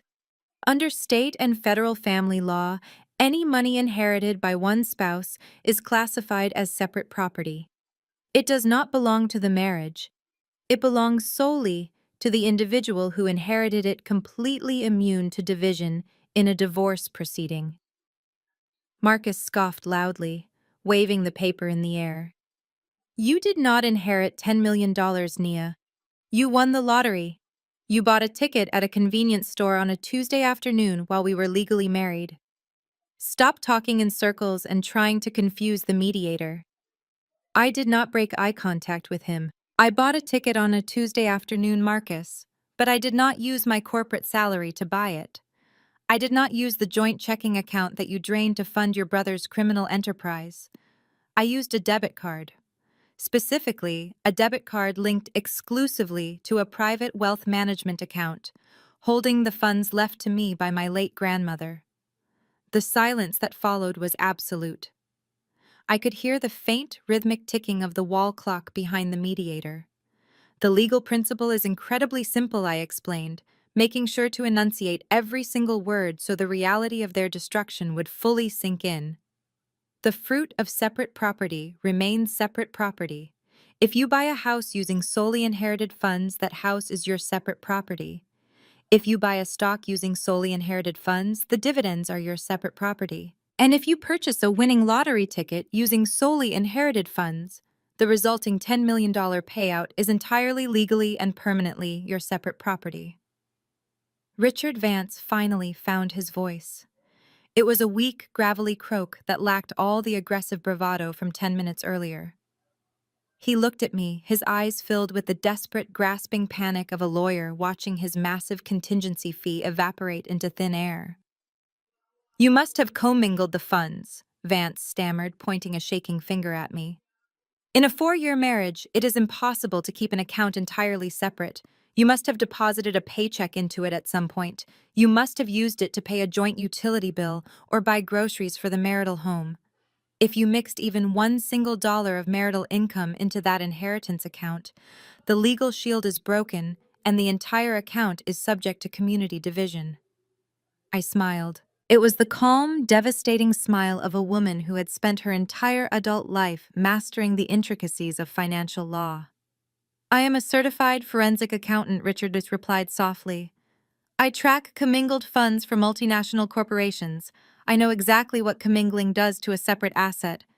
I knew the moment I married Marcus that his family was financially reckless, so I took extreme precautions. I never transferred a single dime of marital income into that account. I never paid a single joint bill from that account. It has remained entirely isolated, pristine, and legally segregated for 6 years. The $10 I used to buy that lottery ticket was completely untainted by this marriage." I looked at the mediator. The bank transcript in front of Mr. Vance verifies the account type, the source of the funds, and the exact timestamp of the debit card transaction that matches the serial number on the winning ticket. There is no legal ambiguity here, Your Honor. The lottery winnings are my sole and separate property. Marcus has absolutely no legal claim to a single penny. The mediator reviewed the duplicate copy of the transcript in his file. He adjusted his glasses, nodded slowly, and closed his folder with a definitive snap. Based on the documentation provided, he announced, his voice echoing in the quiet room, "It appears the respondent is entirely correct. The funds are shielded under the separate property inheritance exception. I will be recommending that the family court judge immediately dissolve the ex parte injunction and dismiss the petition for asset division." Beatrice let out a high-pitched, strangled gasp. She slumped back in her chair, her hands flying up to cover her mouth. The sheer horror radiating from her was palpable.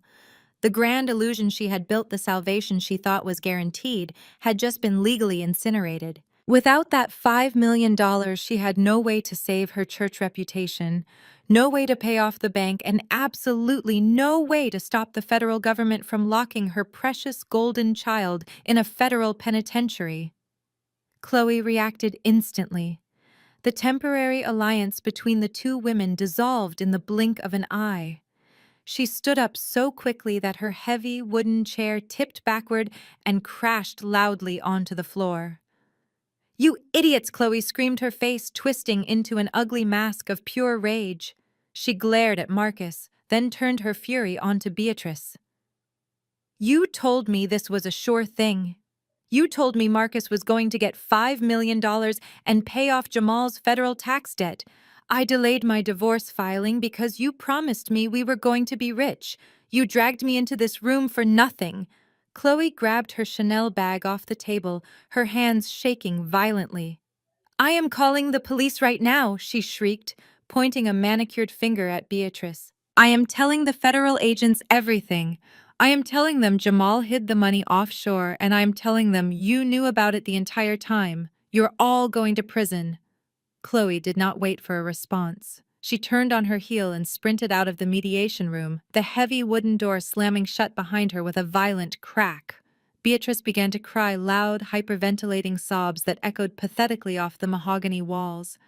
She reached out, clawing desperately at Marcus's expensive suit jacket. "Marcus, do something," she wailed, tears streaming down her face, ruining her perfect makeup. "You have to fix this. Tell the lawyer to file another motion. Tell the judge she is lying. You have to get that money or they are going to take your brother away." But Marcus was not looking at his mother. He was staring at the certified bank transcript still resting on the table. His chest was heaving, his breathing fast and shallow. His mind, entirely built on a foundation of entitlement and superiority, simply could not process the reality of his defeat. He had spent years treating me like a second-class citizen, mocking my background, and allowing his family to belittle me because I came from the south side of Chicago. His entire worldview was fracturing. He grabbed the bank document off the table, his knuckles turning stark white as he gripped the thick paper. He looked at me, his eyes wide and wild with absolute denial. "Impossible." Marcus frantically crumpled the paper in his fist, shouting at the top of his lungs, "You do not have a rich grandmother. You are lying." The mediator slammed his hand down flat on the mahogany table, his voice cutting through the room with sharp judicial authority. "Mr. Vance, control your client immediately, or I will terminate this mediation and hold him in contempt." Richard Vance scrambled to his feet, grabbing Marcus by the shoulder and physically forcing him back down into his leather chair. Marcus was breathing heavily, his chest heaving, as he smoothed out the crumpled bank transcript with shaking hands. He glared at me with a look of pure, unadulterated hatred. He could not accept that his ultimate victory had been snatched away by a grandmother he had always mocked for being from a poor neighborhood. "I will hire private investigators," Marcus snarled, pointing a trembling finger at my face. "I will subpoena every single bank record your family has ever generated. I will drag this out for a decade if I have to. I will tie that $10 million up in probate court and family court until you are completely bankrupt from legal fees. You are not going to make a fool out of me, Nia. I will burn you to the ground before I let you walk away with my money." Richard Vance leaned down, his voice dropping to an urgent, furious whisper that was still completely audible in the quiet room. "Marcus, shut up. Look at the seal on this document. It is a certified private wealth transcript. Fighting a verified inheritance claim requires a massive legal retainer up front. A retainer you absolutely do not have. The federal government has frozen your assets. You are broke. You cannot afford to litigate this." "I do not care," Marcus shouted, shoving his own lawyer away. "I will represent myself. I will file motion after motion. She is not taking what is mine." I watched him thrash like a drowning man refusing a life preserver. He was so completely consumed by his own ego that he was willing to destroy his own sanity just to spite me. I knew that even with the inheritance document, Marcus would never truly stop harassing me. He would spend the rest of his miserable life filing frivolous lawsuits, stalking my accounts, and demanding a share of a life he did not build. I needed to crush his delusion entirely. I needed to ensure that no lawyer in the country would ever take his case. I took a slow, deep breath, adjusting my cuffs before resting my hands on the table. "You can spend the next 5 years trying to prove I do not have a grandmother, Marcus," I said, my voice cutting through his frantic ranting like a blade. "You can drain whatever credit you have left chasing a ghost. You can represent yourself and file 100 motions, but it will be a complete and utter waste of your time." Marcus glared at me, his jaw clenched tight. "Why is that?" he snapped. "Because even if you somehow managed to convince a family court judge that the inheritance account was a total fabrication," I replied smoothly, "even if you miraculously proved that I bought that ticket with marital funds from my own paycheck, you still would not get a single penny of my money." Richard Vance stopped packing his briefcase. He slowly turned his head to look at me. his professional curiosity suddenly overriding his anger. The mediator also leaned forward, resting his chin on his folded hands. Marcus let out a harsh, mocking laugh. "You are delusional. If you used marital funds, it is community property. You just admitted it yourself 5 minutes ago. You cannot change the law just because you do not want to share." "I am not changing the law, Marcus," I said softly. "I am simply enforcing it." I reached back into my leather briefcase. The two sharp clicks of the brass locks echoed loudly in the tense room. I bypassed the financial folders and pulled out a thick, heavy packet bound in blue legal cardstock. It was not a bank statement. It was an official court document stamped with the red seal of the county clerk's office. I slid the heavy document across the polished mahogany table. It stopped right in front of Richard Vance. The shark attorney looked down at the title printed boldly on the front page. I watched the exact moment his professional composure completely disintegrated. His eyes widened, his mouth opened in silent shock, and he slowly lifted his gaze to look at Marcus as if he were looking at the stupidest man on the face of the earth. "What is that?" Marcus demanded, reaching for the packet. "What did she forge now?" "It is not a forgery," Richard Vance whispered, his voice completely hollow. He did not hand the document to his client. He just pushed it slightly away from himself as if touching it might somehow infect him with Marcus's sheer incompetence. "You did not tell me about this, Marcus. Before I took this case on contingency, I asked you if there were any existing legal agreements between you and your wife. You looked me in the eye and said no." "I forgot," Marcus stammered defensively, finally grabbing the document and looking at the front page. "What does this have to do with the lottery ticket?" I leaned back in my chair, folding my hands neatly in my lap. "Let us take a walk down memory lane, Marcus. Let us go back exactly 8 months ago. Long before your brother Jamal was under federal investigation for international money laundering, he had a completely different financial crisis. He had borrowed a massive amount of cash to fund his crypto startup, but he did not borrow it from a bank. He borrowed it from people who do not send polite collection letters. He borrowed it from loan sharks." Beatrice gasped from the gallery chairs. She covered her mouth with her hands, staring at her son in absolute horror. She had no idea how deep Jamal's criminal connections actually ran.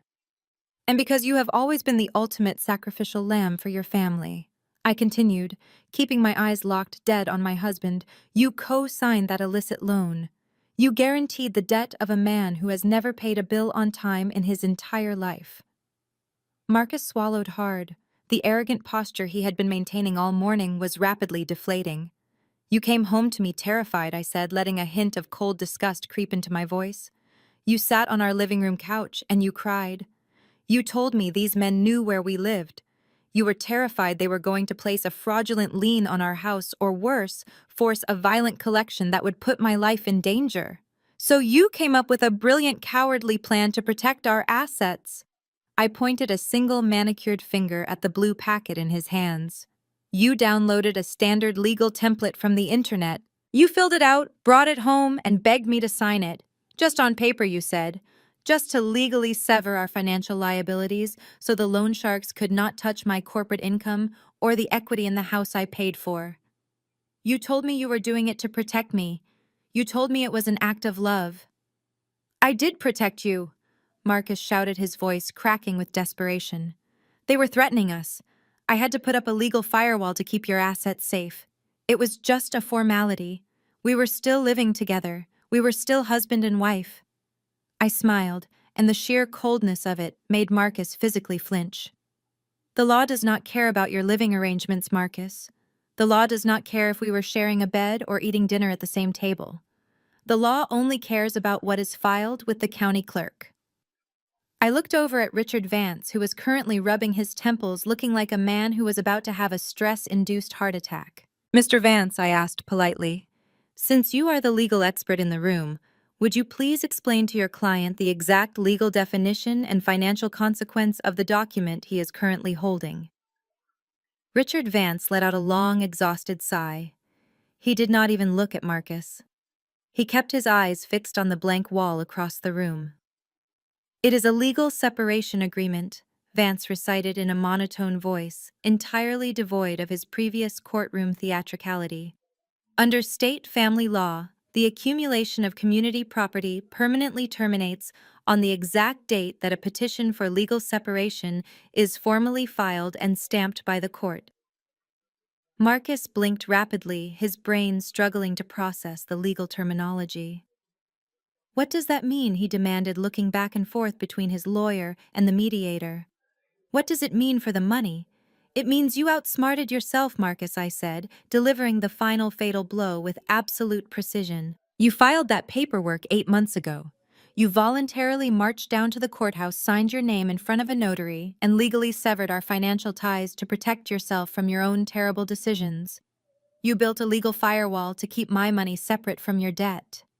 I leaned forward, resting my elbows on the mahogany table, looking directly into the panicked eyes of the man who had tried to destroy me.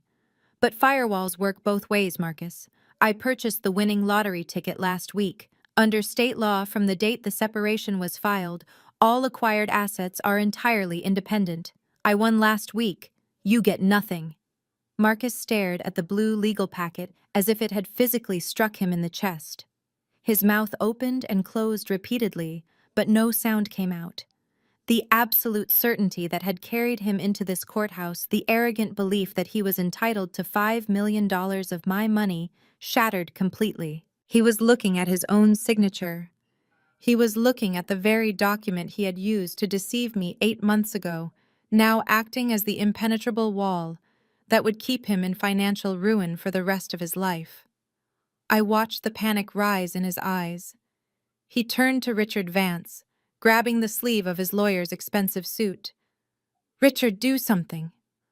Marcus pleaded, his voice cracking into a pathetic whine.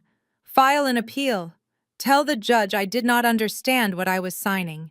Tell them I was under duress. Get the separation annulled." Richard Vance did not answer immediately. He smoothly pulled his arm away from Marcus's desperate grip and stood up. He reached across the mahogany table, picked up his heavy law book, and dropped it into his leather briefcase. "I cannot do that," Marcus Vance stated, his voice completely devoid of the aggressive theatricality he had displayed earlier. He was all business now, and his business was cutting his losses. "You signed a notarized legal document and filed it with the county clerk.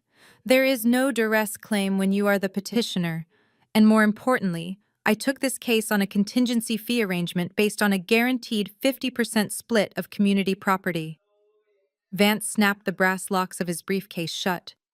The sound was like a final gavel strike. "Since there is no community property to divide, and since you are currently facing a $2 million federal tax liability from your fraudulent corporate venture, it is abundantly clear that you are completely insolvent. You cannot afford my hourly rate. I do not work for free, and I certainly do not represent federal tax evaders in family court." "You are abandoning me!" Marcus shouted, his face turning an ugly shade of red. "You promised me we were going to win." "I promised I would secure your legal share of marital assets," Vance corrected coldly. "You lied to me about your legal separation. You wasted my morning. I am formally withdrawing as your legal counsel effective immediately." Vance turned to the mediator, gave a brief professional nod, and walked briskly out of the room without looking back. The departure of the shark attorney was the catalyst for total collapse. The fragile alliance on the other side of the table instantly disintegrated. Beatrice, realizing that her golden ticket was walking out the door and that her son was going to face the Internal Revenue Service with absolutely no money, resorted to her classic manipulation tactic. She let out a loud, dramatic gasp and slumped sideways in her chair. "Oh Lord, my chest!" Beatrice wailed, clutching her silk blouse right over her heart. "I cannot breathe. The stress is killing me." "Marcus, your wife is killing your mother." She slid dramatically from her chair onto the carpeted floor, expecting the entire room to rush to her aid. She expected me to drop my boundaries and beg for her forgiveness to save her health. Nobody moved. The mediator briefly looked over the table at her, then calmly picked up his desk phone. "Should I dial emergency services for your mother, Mr. Vance?" he asked in a monotone voice. Marcus did not even look down at the woman who had demanded he sacrifice his freedom for his brother. He was too busy staring at the closed door where his lawyer had just vanished. "Do not bother," Marcus muttered numbly. "She does this every time she does not get her way." Beatrice stopped moaning instantly. She opened one eye, realized her theatrical performance was entirely useless, and awkwardly scrambled back into her chair, her face burning with humiliation. She adjusted her blouse and glared at me, but the venom in her eyes was entirely hollow. She was a broken, powerless woman.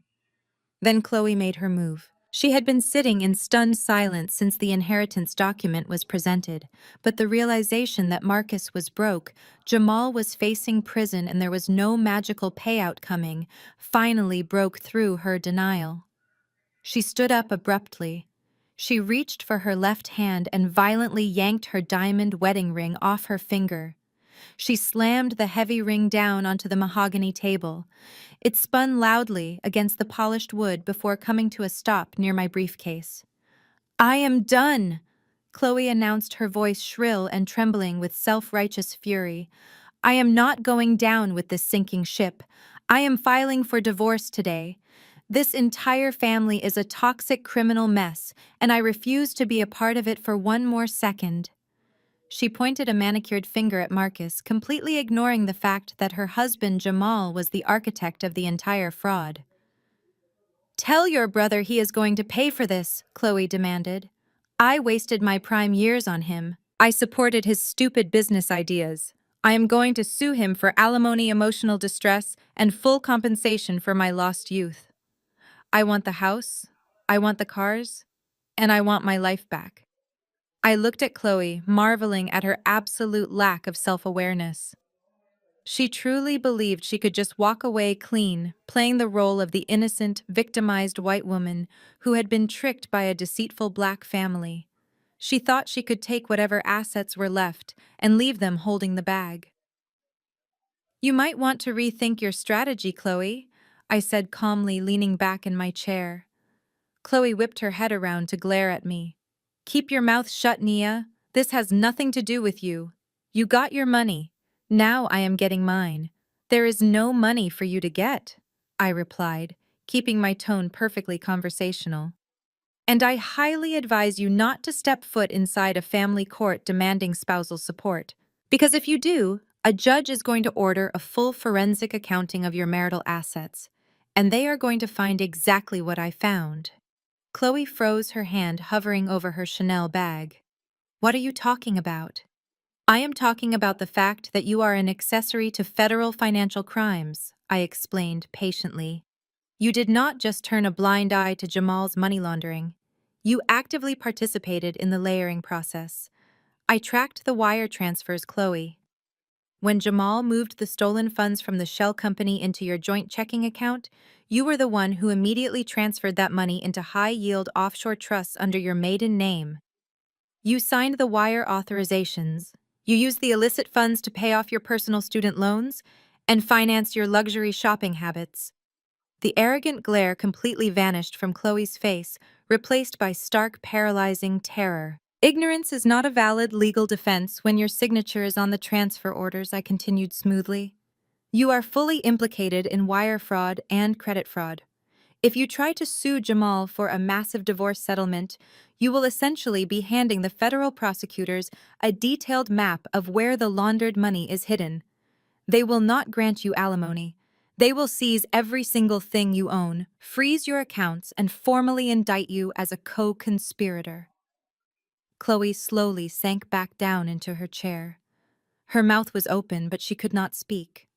The realization that she was just as guilty, just as trapped, and just as ruined as the rest of them finally washed over her. She pulled her Chanel bag onto her lap and hugged it tightly, staring blankly at the wall. The room descended into a heavy, suffocating silence. Marcus sat with his head in his hands, completely defeated. Beatrice stared at the floor, her fake socialite persona destroyed. Chloe looked like she was about to be physically sick. They had walked into this courthouse an hour ago, completely convinced they were untouchable conquerors. Now they were just criminals waiting for the inevitable. The mediator cleared his throat, breaking the heavy tension. He gathered his files and stood up. Since the petitioner is now unrepresented and the legal foundation for the injunction has been definitively dismantled, I am officially concluding this mediation. The court will process the dismissal of the asset freeze within the hour. Good luck to you all. He turned and walked toward the private exit behind his desk, eager to escape the toxic atmosphere.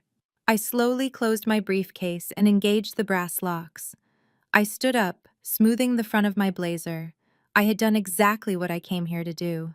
I had protected my future, exposed their lies, and delivered the ultimate consequence for their greed. I was ready to walk out of that room and never look back. But the universe had one final, perfectly timed piece of poetic justice to deliver. Just as I picked up my briefcase, the heavy wooden doors at the main entrance of the mediation room did not just open. They were pushed wide open with forceful authority. 3 men and 1 woman walked into the room. They were not wearing suits.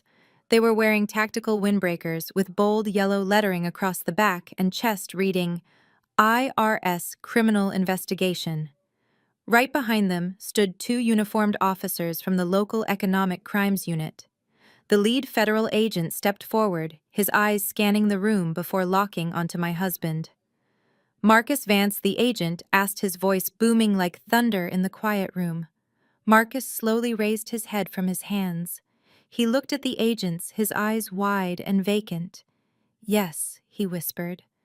The agent reached to his belt and unclipped a pair of heavy steel handcuffs. Marcus Vance, you are under arrest for conspiracy to commit federal tax evasion, wire fraud, and operating an unlicensed money-transmitting business. Stand up and place your hands behind your back. The sharp metallic click of the handcuffs echoing in the mediation room was the most beautiful sound I had ever heard. Marcus did not fight back. All the arrogant bravado that had fueled him for the past 4 years drained out of him in a single terrifying instant. As the federal agents pulled him up from his chair and marched him out the heavy wooden doors, Beatrice let out a genuine soul-shattering scream. She finally realized that her golden ticket was gone and the devastating consequences of their collective greed had officially arrived. The next 6 months were a masterclass in watching karma dismantle a toxic family brick by brick. I filed my final divorce papers the very next day, and without Richard Vance or a single dollar to fight me, the judge granted my petition with incredible speed. I walked away completely untouched, my $10 million perfectly secure in my private wealth trust. For my former in-laws, however, the nightmare was just beginning. With Marcus sitting in a federal holding cell and his bank accounts entirely frozen by the Internal Revenue Service, he defaulted on the massive illicit debt he had co-signed for Jamal. The loan sharks did not care about federal indictments or frozen assets. They only cared about getting their money. Within weeks, they placed an aggressive lien on Beatrice's house, forcing it into immediate foreclosure. Beatrice was evicted from the very home where she had once tried to humiliate me. She had to pack her designer clothes into garbage bags and move into a cramped, low-income apartment on the outskirts of the city. To make matters worse, the church board did not just accept her resignation. They held a public congregation meeting and formally expelled her, citing her gross moral failure and her involvement in introducing laundered funds into their sacred sanctuary. The woman who had built her entire identity on being a superior, untouchable socialite was left with absolutely nothing and no one to manipulate. Chloe did not fare much better. She tried to execute her vicious plan of playing the innocent, victimized wife, filing for emergency custody and a massive divorce settlement. But her arrogant, entitled nature finally caught up with her. During a heated confrontation with Jamal's defense attorney outside the courthouse, Chloe suffered a massive public meltdown. A bystander recorded the entire interaction on their cell phone as Chloe screamed a barrage of vile, racist remarks, exposing the deep-seated prejudice she had always tried to hide behind her fake progressive smile. The video went viral locally within hours. The family court judge saw the footage and was absolutely appalled. combined with the federal evidence proving she had actively participated in hiding the laundered money, the judge deemed her an unfit parent. She was stripped of primary custody, her luxury assets were seized by the government to pay off Jamal's restitution, and she was forced to move back into her parents' basement entirely disgraced. The ultimate betrayal, however, happened between the two brothers. When the federal trial finally began, the unbreakable bond between Marcus and Jamal completely evaporated. Facing decades in federal prison, they instantly turned on each other like starved animals. Jamal took the stand and pointed the finger directly at Marcus, testifying that Marcus was the true mastermind who used his corporate background to orchestrate the shell company. Marcus retaliated by crying on the stand, sobbing that his brother had manipulated his blind family loyalty to set him up as the fall guy. They spent weeks tearing each other apart in the public record, destroying whatever shreds of dignity their family had left. In the end, the judge saw right through both of them. I attended the final sentencing hearing, sitting quietly in the back row of the gallery. I watched as the judge handed down severe multi-year sentences to both men, ordering them to pay back every single cent of the $2 million tax liability upon their eventual release. As I walked out of the federal courthouse that afternoon, the crisp autumn air felt incredibly refreshing. I pulled my tailored coat tight against the wind and headed toward my waiting car. Naya, wait. Please. I stopped and turned around. Marcus was being escorted toward a federal transport van by two armed marshals. He was no longer wearing his expensive tailored suits. He was dressed in an oversized, bright orange prison jumpsuit, his wrists and ankles bound by heavy steel chains. He looked exhausted, terrified, and utterly broken. He stopped walking, straining against the marshal's grip. Nia, please. Marcus begged, tears streaming down his face as people on the sidewalk stopped to stare. You have the money. You can pay the restitution. You can hire an appeals lawyer. I am so sorry for everything. I was stupid. I let my mother get in my head. Please do not let them lock me in a cage. I am your wife. Save me. I looked at the man who had tried to steal my future, the man who had filed a malicious injunction to freeze my assets, the man who had threatened to destroy my reputation on live television just so he could fund his own delusions of grandeur. I felt absolutely no pity. I offered him a single cold smile. You are not my husband, Marcus, I said, my voice carrying clearly across the pavement. We are legally separated, remember? And as for your current predicament, I suggest you view it as an educational experience. You have learned a valuable lesson in risk management. I walked away from the courthouse that day and never looked back. The memory of Marcus standing on the pavement in his orange jumpsuit faded, replaced by the reality of the life I finally allowed myself to live. I am sitting here right now in the living room of my penthouse. The floor-to-ceiling windows offer a panoramic view of the city skyline, the lights glittering like diamonds against the night sky. But the most beautiful thing about this apartment is not the view or the expensive leather furniture. It is the absolute unbroken silence. There are no frantic knocks on the door. There are no screaming matches in the foyer. There are no manipulative phone calls demanding I fix someone else's manufactured crisis. The parasites are gone. For the first time in my adult life, my home is entirely my own sanctuary. On the glass coffee table in front of me, there are no forensic audits for shell companies. There are no past due notices or bankruptcy filings. Instead, there is a stack of glossy investment portfolios.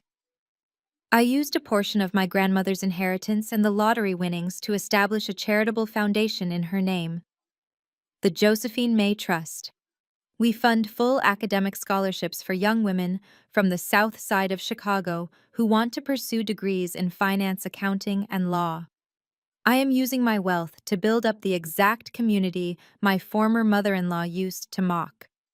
I am giving young girls the tools they need to protect themselves, to understand their own worth, and to navigate a financial world that will constantly try to shortchange them. This journey cost me my marriage, but it bought me my freedom. And if there is one thing I want every single woman watching this to understand, especially my Black sisters, it is the absolute power of a hard boundary. We are conditioned from the time we are little girls to be the strong ones. We are told that loyalty to our family and our community means sacrificing our own peace, our own money, and our own mental health to prop up the people around us. We are expected to carry the financial burdens of grown men. We are expected to swallow the disrespect of toxic elders under the guise of honoring our family. We are told that walking away makes us cold, selfish, and bitter. That is a lie. It is a lie designed to keep you functioning as a human shield for people who refuse to take accountability for their own lives. You do not owe anyone your sanity just because you share a last name or a marriage certificate. You do not have to set yourself on fire simply to keep toxic people warm. When they call you arrogant for protecting your assets, let them. When they call you cruel for refusing to pay for their mistakes, let them. Let them throw their tantrums. Let them play the victim. Your peace is worth infinitely more than their conditional approval. The people who truly love you will never ask you to compromise your dignity to prove your loyalty. The people who genuinely want to see you win will never demand the keys to your bank account as a test of your devotion. I spent 4 years of my life shrinking myself to fit into a family that only valued me for what they could extract from me. I paid their bills, I fixed their credit, and I absorbed their subtle insults because I wanted a family so badly.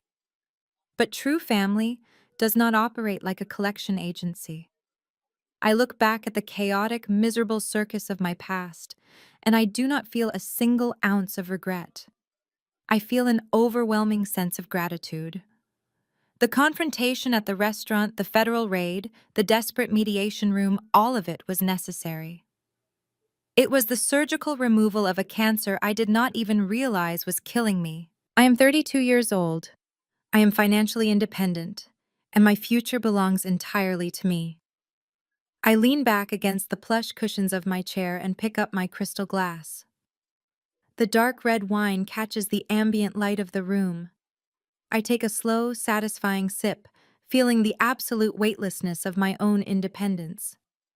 I look straight ahead, right into the lens, right at you. Sometimes the biggest winning ticket isn't money. It's the price that forces trash to take itself out. Cut to black.